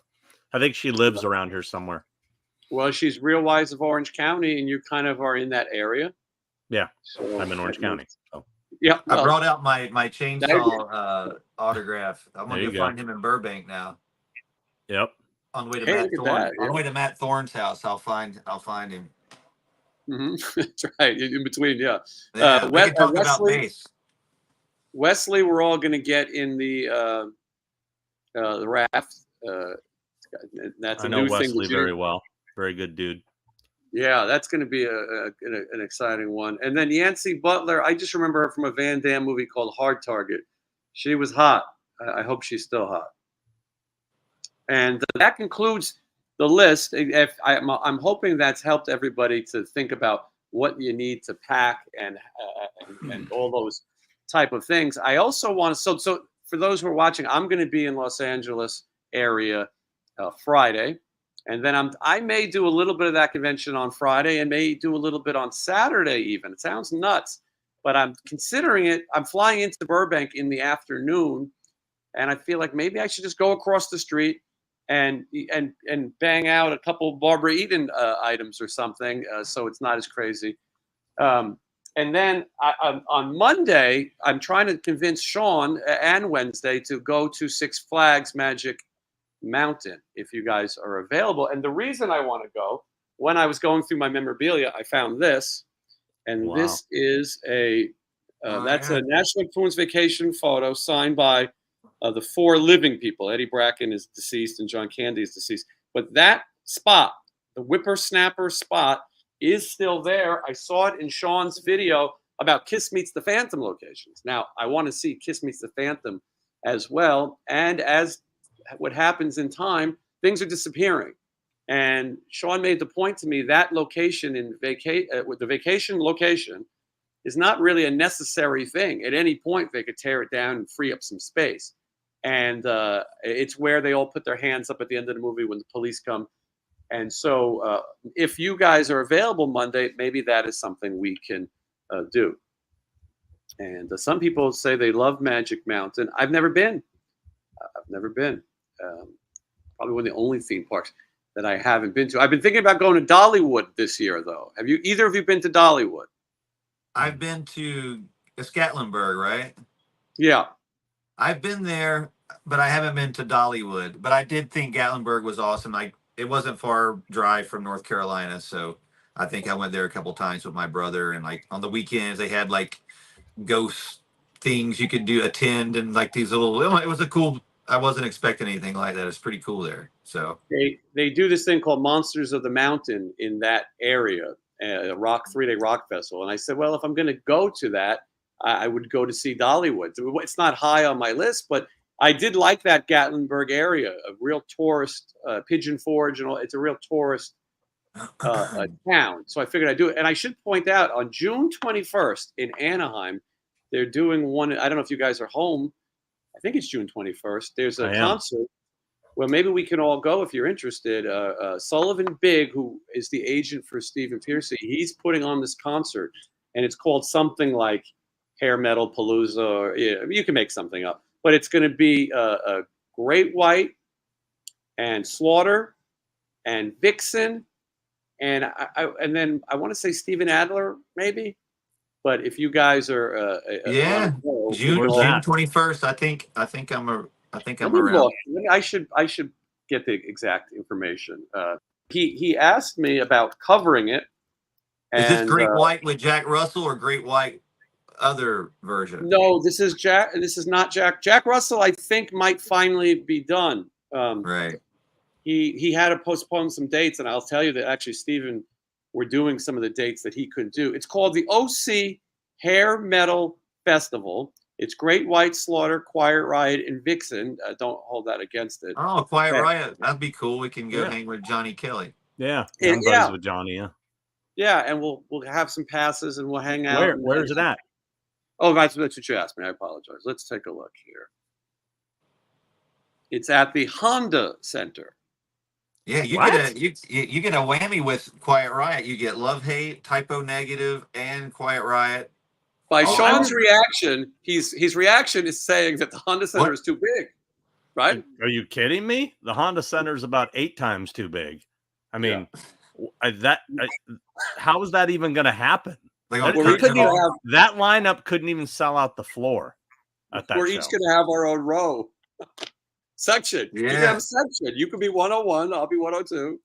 All right. Well, I'm glad I promoted it because they're going to need it. The Honda Center in Anaheim. I haven't heard Oh. about it at all, and I feel like I Well, would know about this. This might be that might be a good day to have you guys come over to the pad first. You know, if you guys make your way down to Orange County, That would be great as well because we would like to see your collection and yeah. Anyway, so that's a fun thing. It's funny as most normal people talk about business and plans, you know, through text or on the phone. But I hate to give things away for free when we could sit here and talk about our schedules live in front of an audience. And so anyway, that's something else that's coming up. If you guys have some questions, here's a super chat. Thank you so much. This is Live to Jam. Do you all have a favorite thing in your collections more for sentimental reasons than being a rare item? That's a good question. What's your favorite or most valuable comes up a lot. But sentimental, that's a great question. I'd have to think about that too. I'd have to look around and. Yeah, I don't know if I would be able to pick one particular. I have so much stuff that's sentimental, but my dad, this is kind of interesting. My dad literally just mailed me this thing like a week ago that blew my mind. That I hadn't. It was completely out of my head. I would have never thought of it again, and I didn't know he had it. And I have it right here. And it's a poster that used to hang on my door when I was a kid, and I used to race motocross. And it's this. Wow. And that's pretty sentimental for sure. And I think we got this made at like Knott's Berry Farm. Mm-hmm.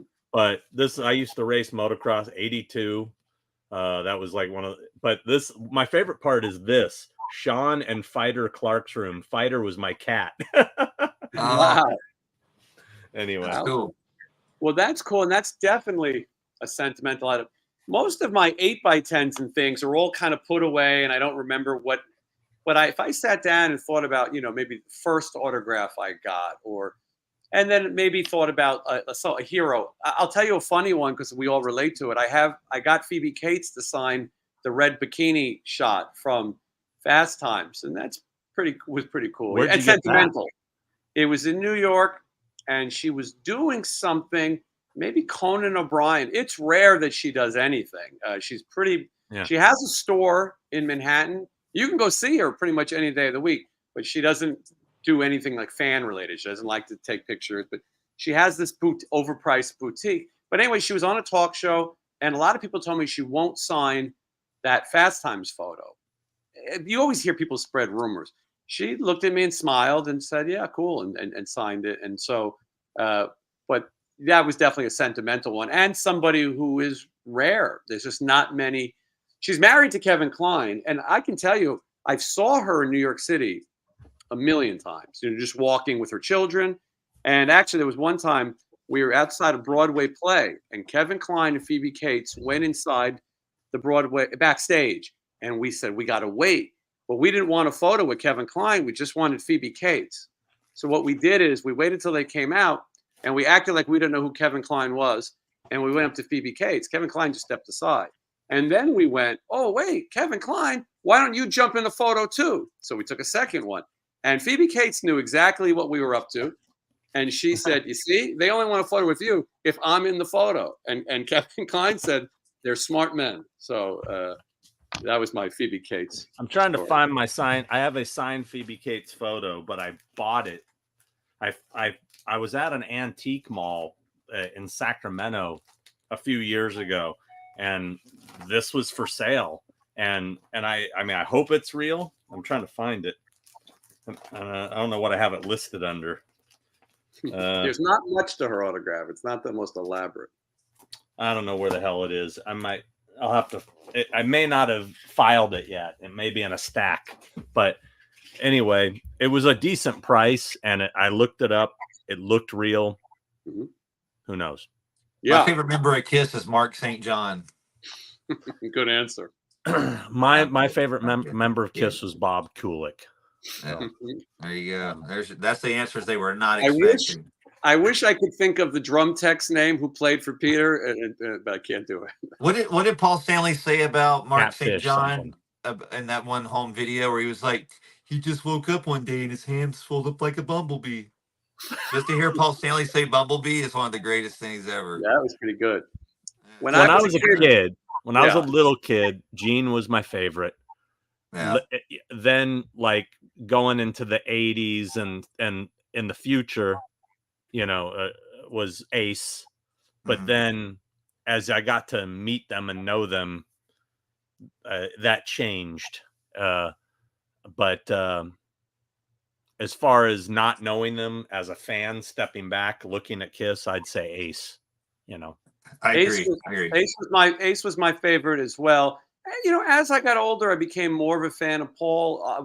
I've talked to him multiple times at sort of events, and I really appreciated him. And as I learned that Paul was really the businessman behind Kiss, even though he kept it quiet and let Gene kind of proclaim that he was. Paul once said the greatest business move Gene ever made was convincing people that he was a good business person, and I related to his thoughts. So, but same for me. I think Ace to a lot of us with the solo record and just kind of being the bad boy. I think we liked that Ace. Yeah, he was a weirdo. He was a space guy, and Paul Stanley related more with the ladies. I think maybe, and you kind of steered more like he's more, Ace is the weirdo. But like as I got older and stuff, like and being a front guy, and I used to play guitar. I used to, watch videos of Kiss and go, how can I move on stage without standing there? That's the worst thing to be a front guy. And watching Paul Stanley, there is nobody better than that dude as a front guy guitar player. He is the best at what he does, and he's a pretty good rhythm player. No one gives him credit for that. Completely underrated for his playing. This is Jennifer Brothers, and thank you for the super chat. She got her tickets to Piercy in Columbus. That just went on sale today, so you got it in time. They're asking Wednesday an FKM. We can all play along, I suppose, but I don't know all these. Carrie White, I guess, is Carrie. Sissy Spacek, right? Is that right? Okay. Yes. Oh, yeah. Yes. Sissy Spacek. Yes. We know Laurie Strode is Jamie Lee Curtis, and Kathy Lutz is Margot Kidder in Amityville Horror. Oh, wow. Or Lois Lane, whichever you prefer. I think we could all play along. Which one? It'd be easy for me. All right, go ahead. Often Margot. Yeah. Mary and Laurie hanging with Carrie. I agree. Yeah. Sean speaks for all of us. Yes, it's true. It's true because Margot didn't she like go loony? Yeah. She was one of my clients. She was okay. Yeah, Was she difficult or when you represented her? Yeah. She definitely needed Family Guy. She's so difficult. Oh yeah, when she hammers her teeth out. She did that in real life. Yeah. She took a hammer. She definitely needed to be medicated. I mean, she was sick. Yeah. Yeah, and, she's one. I crazy. keep forgetting about her, but she is one that I parted ways with. I chose to. Yeah. Did she do much after? Oh, after just thinking about that teeth chattering, just making me do this. Like after you stopped working with her, did she still do well? And she seemed to be better. My buddy ended up repping her for several years before she passed, and she seemed to get better, but my experiences weren't good. Yeah, and that's something. Sometimes you got to walk away. Justin Smith says, Sean, I heard your trick or treat filming locations will be on the 4K for the movie coming up. Yes. Ooh, which is awesome. That's cool. Congrats. Yeah, absolutely. That's a fun one. I enjoy watching movie locations. I enjoy visiting movie locations. That's definitely a fun one, and one that you don't expect. When we were kids and we saw it, we didn't expect that someone would go to those houses. I don't think I finished watching it, but I started watching your trick or treat thing, and I didn't realize that was in North Carolina, but it totally makes sense now because this is kind of funny for me, but like the the guy that's on the talk show with Ozzy, I believe, that's interviewing him for the talk show or whatever. He was our local weatherman Oh, Wow. in my town. His name's Larry Sprinkle. Ironically, he's the weather guy. So when I see that, and my friend just posted a picture of him at a Night Ranger concert, and Larry Sprinkle was there, and he was like, Larry Sprinkle, and I was like, trick or treat. well, you know, our local weatherman here in SoCal forever on Channel 7's Dallas Rains. Wow. So It's Yeah. kind of funny, the Larry Sprinkle thing. When I first moved to California, I started watching the weather. I couldn't believe the weather girls, because it ain't like that in North Carolina. We got, LA. It's all like I couldn't believe it. And I remember I sent a picture to my friend, and I said, it's a long way from Larry Sprinkle. It's funny when you meet, some of these people, or hear the stories of these people who had smaller parts or were known for something else. I went to a minor league baseball game here in Las Vegas, and I saw a guy go, oh my God, that guy looks familiar. And someone goes, oh yeah, he's a sportscaster. And then I looked at him more carefully and I said, that's not a sportscaster. That's Stu Nathan from Fast Times at Ridgemont High and Rocky. That. And I did take a photo with him. He's no longer with us. for a second, I thought you were going to say that's not a sportscaster. That's a space station. People asking about FMKs for chicken restaurants. Oh, that's easy for me. That's super easy. Who am I to turn down a good FMK of a chicken restaurant? That's easy. Well, that's easy. Well, I'm marrying Bojangles because it is superior to all other chicken restaurants. He's Southern. I'm telling you, it has been my jam. It is the one restaurant that really hasn't declined like the other ones. KFC is just the Colonel Sanders is rolling over in his chicken bucket grave, because it's not like that. I go out and try KFCs in every country, and I've tried it. The only place that's even close to being like it, the old school, is Australia, which is worth going there for. But Bojangles, marrying it because it's good. KFC, gotta kill you. But I'm gonna hang out with Popeyes because I call Popeyes Pojangles. That's if you want Bojangles but you can't get it, go to Popeyes because it's equivalent. So it's Pojangles, the Po version. When people ask these questions, you never know if we're going to have any reaction at all. Yeah, I have feelings about all these restaurants. The Wednesday was so passionate. I can't even remember Bojangles. I've had it, but I really don't remember it. So it's hard for me to say. I mean, I would have to maybe marry Popeyes, FKFC, and get rid of Bojangles because I don't remember it. That's what I was going to say. I've only had Bojangles maybe once or twice on an airport or something. Well, the good news, guys, is, Jason, there is one in Vegas. Bojangles? It is opening, or it just opened. I will find out for you. And there's one opening, and it's finally coming to California. So look out, because your life's going to change. Well, hey, my favorite, hands down, though, is Pioneer Chicken. I don't know Pioneer Chicken. Pioneer was a big chain in Southern California. There's only 2 locations left, and they're both in LA. And let's go. Amazing. Let's go. I'm down to try it. The audience would like to see it. Here's an FMK. We'll play it real quick. I don't even know any of these people. Yeah, tell me who they are. Robin Lively. Wow. Are we talking current or back then? That's a big difference. I think we got to go back then. You might have to help explain these. Robin Lively, I think, is in the Karate Kid 3, but maybe she's known for something else. Teen Witch. Teen Witch, okay. Okay, I remember Teen Witch. I remember that. Meredith Salinger. Dream a Little Dream. Yeah. Dream a Little Dream. She was really hot. And I don't know who Amanda Peterson is. Elm Street or something? I don't know. That one, we got to look her up real quick. Yeah. I know that name. I don't even know if I can play that. I don't have any feelings or nothing about anything about these people. Yeah. Thing is, I know Robin, and she's still hot, by the way. Oh, Amanda Peterson. She's the Can't Buy Me Love girl. Can't Buy Me Love. I'm looking at it right now.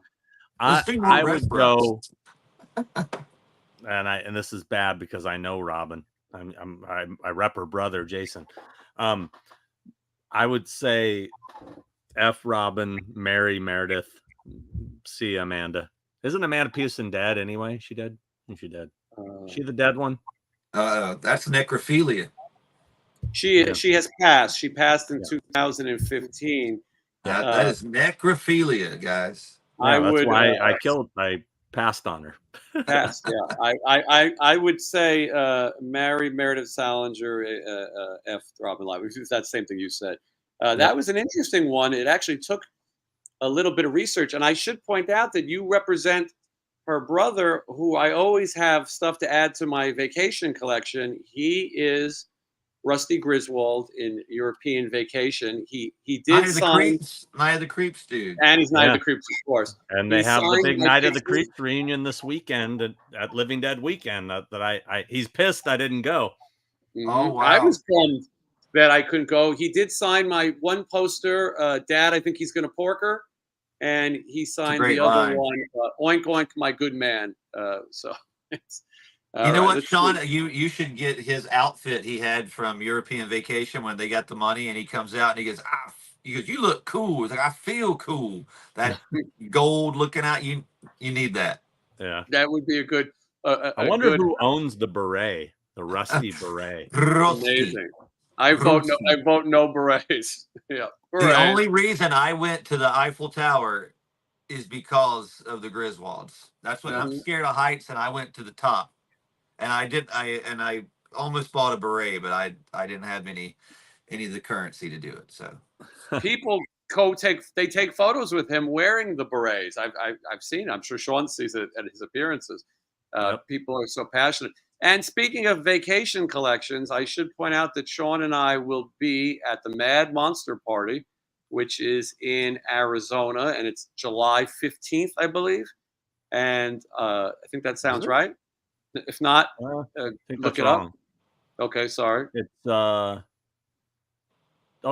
July 12th to the 14th. Okay, so if you get there on the 15th, you won't see anything. Get there too late. Ozzy Osbourne is going to be there with the Osbourne family. Stephen Pearcy, the voice of RATT. But what I'm excited about is sometimes you go to these conventions for work purposes, and then someone you show up that you need. Juliette Lewis, I can finally add to my Christmas vacation items. She will be there. People are interested in this Yellow Jackets. I haven't watched it. Have either of you? Yeah, I haven't. I heard it's cool. It's entertaining. Cannibals is the thing. There's a little bit of that in there, but it's very girl powery, which is okay. You know, I enjoyed it. I just want to address this. It says Chevy Chase is at a convention. He's miserable to meet. I don't think he's miserable to meet. I just don't think you should have the biggest expectations. You're probably not going to have a great conversation with him. But if you want to meet him, he's still the guy, and he'll sign for you. And, you know, he's just not very talkative. You'd rather meet Chevy Chase at a convention than meet him in the street where he could be he could probably be rude. So and that's the convention Nay's going to tomorrow. Oh, is it? Niagara Falls Comic-Con. Yeah, because we have Skeet Ulrich, Jamie Kennedy, and Lee Waddell there. So she's going to work with them. Or I'm going to meet Sparky Marcus.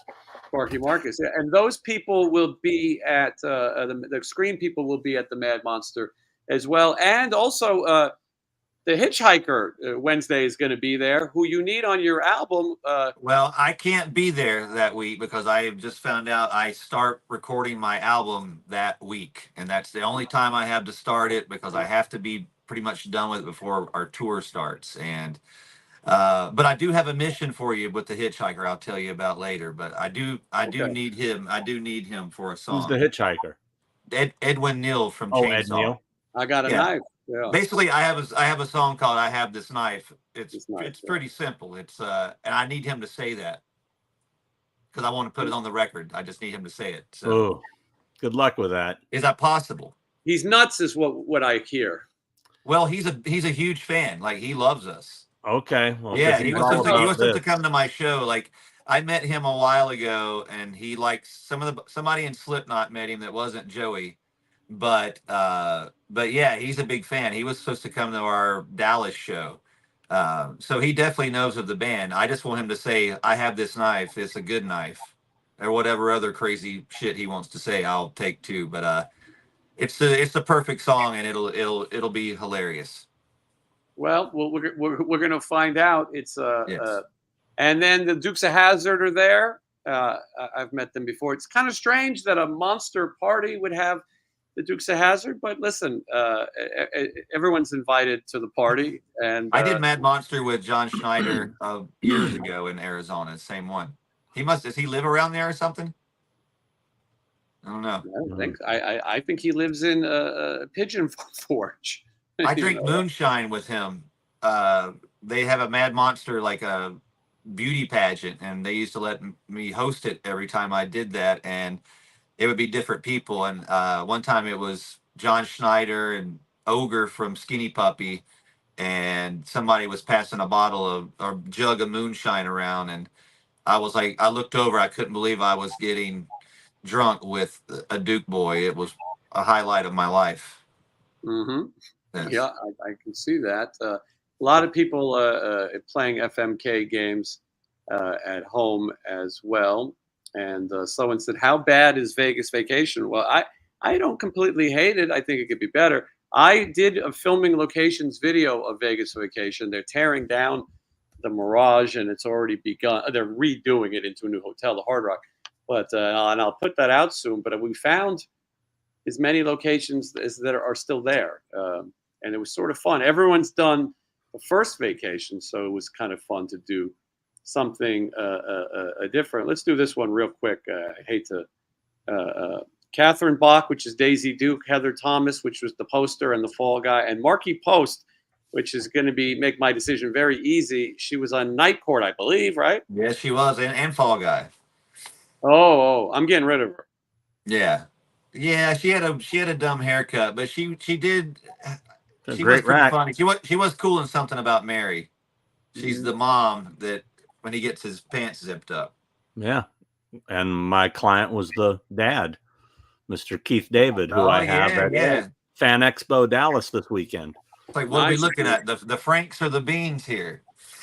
Yeah, let's see. I'm going to have to say, I don't know. I kind of like Marky Post.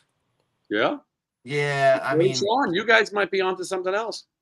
Yeah, I don't know. Catherine Bach, she's just, she's Daisy Duke. What do you do with that? I'm going F. Marky, Mary Heather, and Bale and Catherine. Sorry. Wow. You want Bale and Cat? Okay. Controversial. I just want to be in there somewhere, guys. I just don't really care. I'm getting rid of Marky. I maybe Mary Heather. I know what she looks like now. Yeah, we'll say the old days. And I'm thinking old days. Yeah, and I got old days, and I got a Daisy Duke with the Daisy Duke on. She never did anything for me. I don't know why. Pull them to the side, as they say in the club scene. All right. If there's anyone who has any questions, now is your chance. Someone was saying they'd like to see Wednesday in person. You can do that by going to officialwednesday13.com. Check out his tour dates, and he does meet and greets at every show. And at some point, I think Sean will have him at some of these conventions as well. We've talked about it. It'll all. Yeah, I would love to next year. I would love to start doing more of those because I'll have a new record out, and I'm kind of gearing it where it would be a record I could have at the shows and be like, hey, this is a perfect example. It's like this is the ultimate mix of songs. It'll fit well for that. Sean, I wanted to ask you a question. I think I already know the answer. When you have to tell Nay, your other half, who also helps with your business, when you tell her, listen, I'm going to skip this convention because I have to meet Sparky Marcus, what kind of reaction does she have? Is she just used to it all by now? No, she's actually encouraged me to try to delegate more, you know. Mm-hmm. And she didn't, because we have this weekend, we have people at, I think, 4 different events. Is that right? There's this weekend we have people at Fan Expo Dallas, Smoky Mountain Terror in Kingsport, Tennessee, Niagara Falls Comic-Con, Living Dead Weekend, Monroeville, Pennsylvania. So I obviously can't be at all of them. So any of my clients are RetroCon? I don't think so. So yeah, she was going to go work with Skeet. And I was going to go to the, Monroeville Mall one. So it wasn't like I'm not going to be with her. Wasn't going to be with her regardless. Right. So she was cool with me delegating to someone else, I meant more though. Like, do you take the time to explain to her, listen, this guy's Sparky Marcus, or does it just not happen? I haven't even told her what I'm doing this weekend. So yeah, I find if I tell stuff like that to my lady, she's just like, I don't even know what you're talking about. It's like worms coming out of your mouth. It's the same thing. She's like, I know you're into it, and obviously you're into it because you're telling me about it. So just go do it. Enjoy. Sometimes I try to tell Michelle things that she wouldn't be interested in because it's almost for my own. I feel like I have to explain. I explained the ending of Sleepaway Camp to her the other day. She's probably in the chat right now. I mean, so she's learned a lot of nonsense. But yes, I certain conversations I just don't have. Walking around the Hollywood show with people who are younger or not interested, it is a strange thing to explain why you like different people. Michelle says, I enjoy her confusion. Well, she's very well-rounded. She has a doctorate, and now she knows who Sparky Marcus. She's going to meet Sparky Marcus. It's going to be very exciting. I think I've given Sparky Marcus more promotion than he's ever gotten in his life. You have. He has no idea. We've made Sparky Marcus into a cult hero. Sean, when is the next podcast dropping? We need some more Get Off My Lawns. We recorded it yesterday, so I'm editing it right now. Yeah, and so on Sean's channel, Malfunction, he has a show called The Thing with Two Heads. Hoping to drop it on Friday. Got it. Yeah, and it's him and Academy Award winner Christopher Nelson, makeup artist, and they talk about movies and go into other things, obviously, as well. And Sean will sometimes rant about people getting off his lawn. So that's something to check out. Sean, you've had a lot of content since you've got back from Japan. It's been a lot. I've enjoyed watching things. The episode of the convention in Japan, it's insane. They do an opening night and closing night ceremony like it's the Olympics. They bring the stars out, and Japan has its own way, obviously, of doing things. I haven't watched it yet. I want to see that one. Yeah, I'm the only one here who hasn't been to Japan. I've declined a few times. I sort of regret it now. Maybe if someone booked Steven, I would go. But it was interesting, and I really enjoyed the McDonald's video too. Being an influencer or a vlogger or whatever you call it, it's a pain in the ass, and not everyone wants to be on camera all the time. I like, Sean, that you sat in the McDonald's and you set up your camera and you had lunch of odd items, and no shame, if you were dripping teriyaki sauce on yourself. I did not have the guts, though, to try the fillet of shrimp sandwich. No, thank you. They have a fillet of shrimp. Last time I was there, I didn't have like our current kind of smartphones. Like last time I was there, I still had a BlackBerry. That was 2011. Yeah. So I couldn't get to use and do like it'd be cool to go do that kind of, because Japan's just, there's just so much. It's like you're on another planet. Totally. It really feels like that. That's why and everyone is so polite, and it's just, I don't know. It's just a cool place. Sean, someone's mentioning his Devo hat, Energy Dome. He has a real one, and then he was gifted one signed one at this last appearance. I got off a plane and met up with Sean, and we went to Punk Rock Bowling, and we saw Devo, and look how cool that is. And they were great. It was my first time seeing it. Sean's seen it multiple times, but we had a good time, and it wasn't really too crowded. And I'm not sure I consider Devo a punk rock band, but the crowd was cool. It wasn't like a mosh pit for Devo, and we had a good time. And so I thank Sean for including me in that. Jason says, I like to call your job personal broadcaster. That's not a bad one. John Doe asks, not John Doe of X, but he says, Sean, any clients at TerrorCon in Massachusetts or Connecticut Horror Fest? Both. I have people at both. Yeah. So okay. So you guys will keep an eye out. Sean, is your Dynasty album signed? Yes. Right. By all 4 members. Boom. Yeah. Mic drop. Mic drop. Just like that. That's Lilith how you answer enjoys. this. Lilith enjoys the Count Chocula and Frankenberry in the back. And he's told the story about the person who makes those. And I think you showed them at a convention before here. And, Yeah, he's just some vendor that's always at Horror Hound. It's the only show I ever see him at. It's been 2 hours and I haven't froze up yet. So that's good. I guess I could show it up close. Yeah, hold on. That's very cool. Nice. Yep. Well, very cool. Let's see. Kendall Lynn would like Wednesday to come to San Diego. Check officialwednesday13.com. And are we playing San Diego? I don't know where we're playing. I don't know. I hadn't looked up.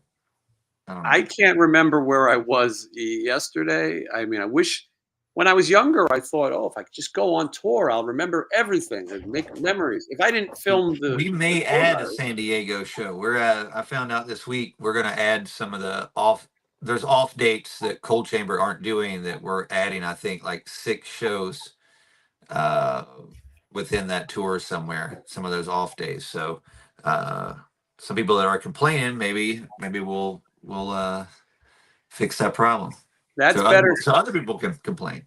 That's better for me because I don't want to see any of those other bands. I can't remember who they are, but I don't want to see them. So that'll save me. Are either of you excited for this WASP tour, playing the full first album? Yeah, I wish we could have got that tour. That would have been awesome. I got a suggestion the other day on my Spotify. That's the kids listen to music on. And it was Wednesday singing a cover of Animal. Is that right? And I forgot who else was on it. Well, the late Alexi Laiho from Children of Bodom sings the "Fuck Like a Beast" parts and does a solo on it, and that's one of my favorite things I've ever recorded. Like when you do a cover, you hope you want to do it justice, and like we nailed it. My drummer at the time I had, like, it's a really cool version, and I hit all those Blackie notes, which weren't easy, but I think I did all right. The theory is that the show will be a lot of lip syncing, which seemed to happen last time. I personally don't care if Blackie Lawless is using tracks. I feel like it's still a fun experience, and I'm impressed that he's going to play all of those songs. You know, apparently they're doing it says all the blood, all the fire. I mean, I don't know if they're going to have the rack. I don't know if he's going to throw meat out. I don't know. I don't know. I'll try to find out some inside stuff. We'll find out. I already got my tickets though.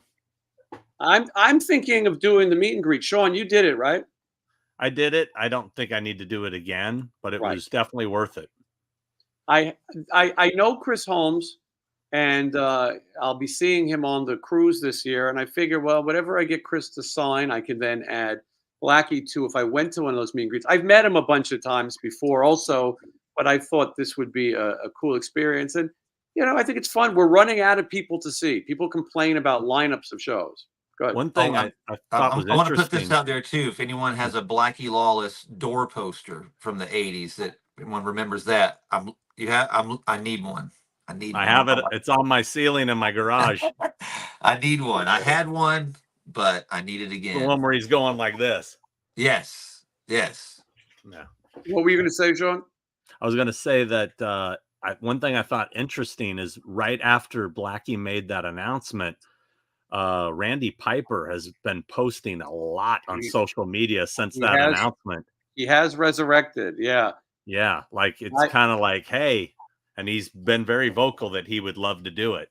But I know Randy as well. A long time ago in Vegas, I had the idea to try to get as many members of WASP together as possible. And I got Randy and Chris to do a show. It was a lot of fun. Actually, Vinnie Paul from Pantera got on stage and sang Blind in Texas with them. And it was really fun. And then I tried to pitch it to a club here in Vegas to do it again. And the promoter at that club was like, who would care? Who would care about these guys from WASP? And I said, you have no idea how cult WASP is as a band. And so I did do it again. And then I did it a third time. Chris was already out of the country. And I did Steve Riley and Randy Piper. And we had a night of WASP music. And then I did another one with Johnny Rod.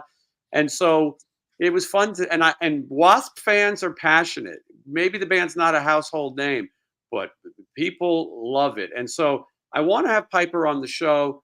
I've texted him here and there, but I feel like now that he's back, maybe now would be a good time to reach out to him, I think. Yeah. Maybe he'd be up to man, I want to meet Tony Richards, man. That guy was a huge influence to me as a drummer. Working on it. I'm working on Tony Richards. People have told me that he's not the most thrilled to talk about WASP, but someone in my contacts thinks it'll happen. So we'll see. I'm working on a tribute for Steve Riley as well with his widow, and it was probably be at the Whiskey at some point with some of the guys from WASP history and LA Guns history as well. And so it'd be cool to see how many of those guys that I could get to come out. So anyway, that's a little WASP. I'm interested. We're running out of these bands, as these festivals and these things happen. There will come a time when we won't have many of them to see. So even an older WASP, I'm still interested. Let's see. Was Blackie Lost the original choice for Sammy Kerr? Is that true? Yeah. Yeah.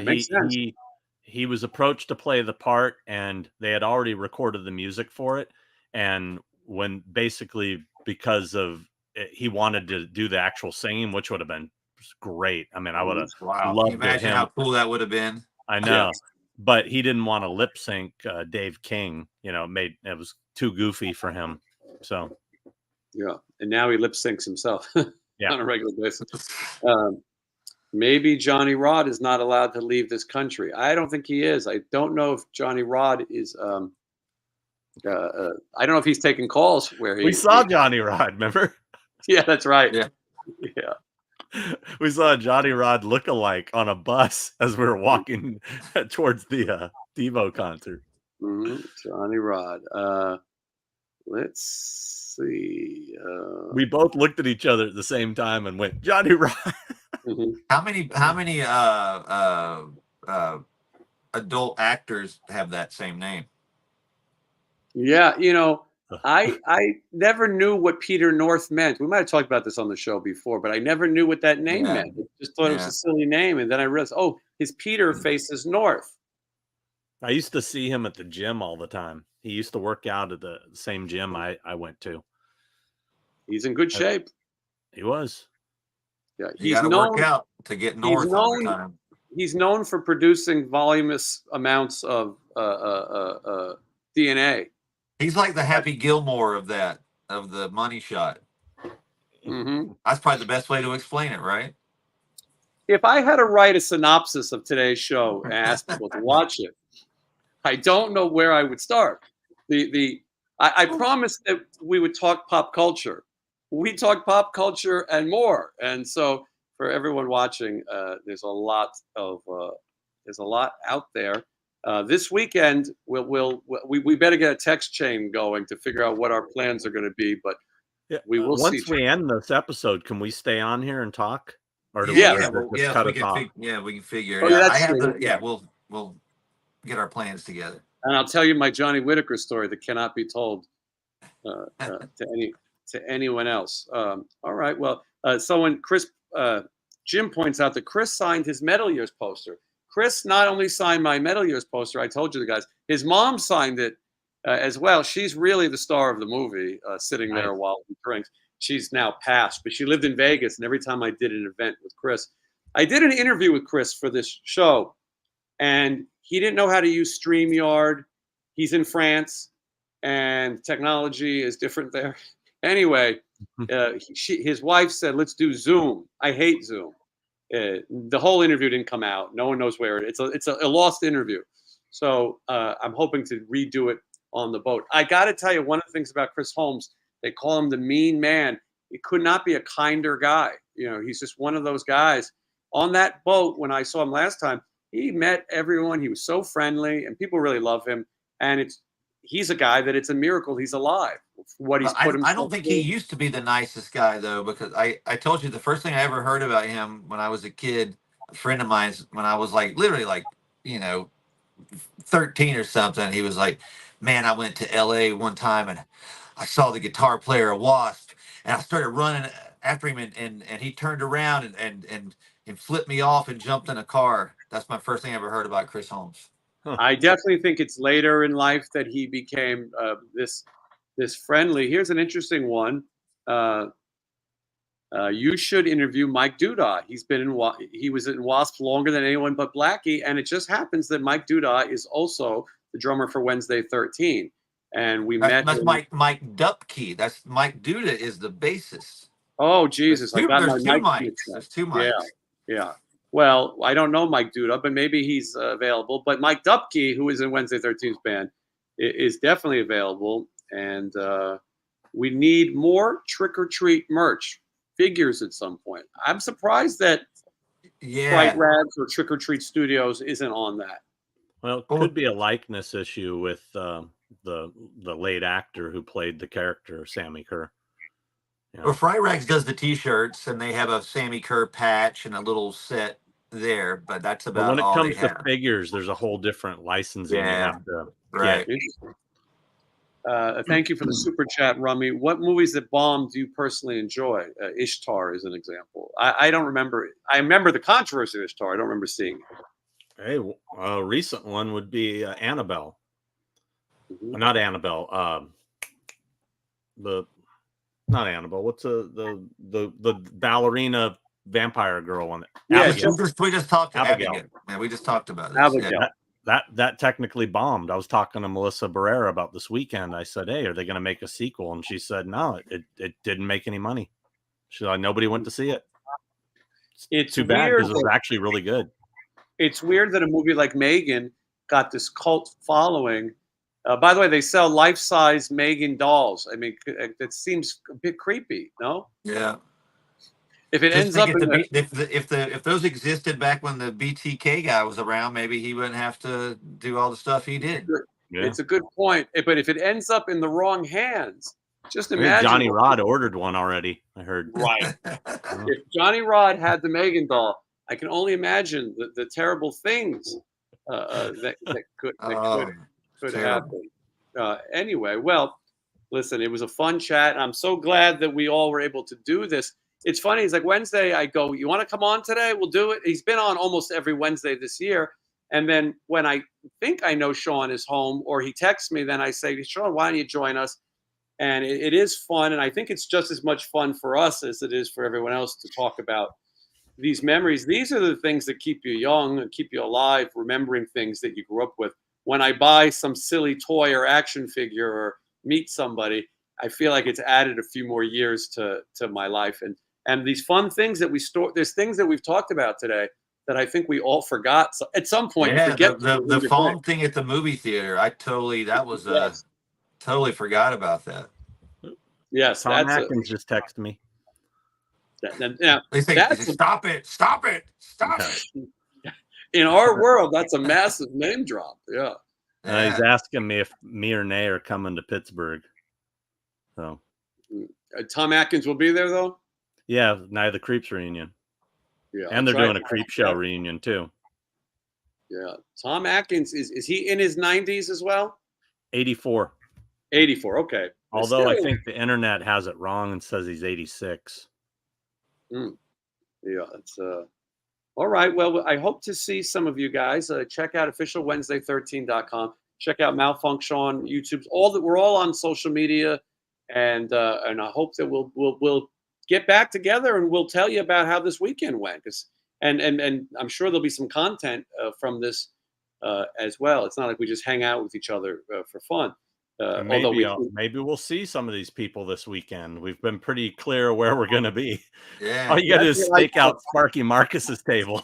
That's what I thought. If you'd like to meet us, you can meet us at the Sparky Marcus table. Yes. I'll be the guy in the raft with the dumb hat on. Wednesday, you have the craziest fans. Your fans are most likely to harm you. I think me and Sean will be Probably. fine. Yes. Yeah. So, all right. Thank you, everyone, for watching. And guys, we'll stay around for the after show. And we'll see you all again soon. Thank you. And Later. good night.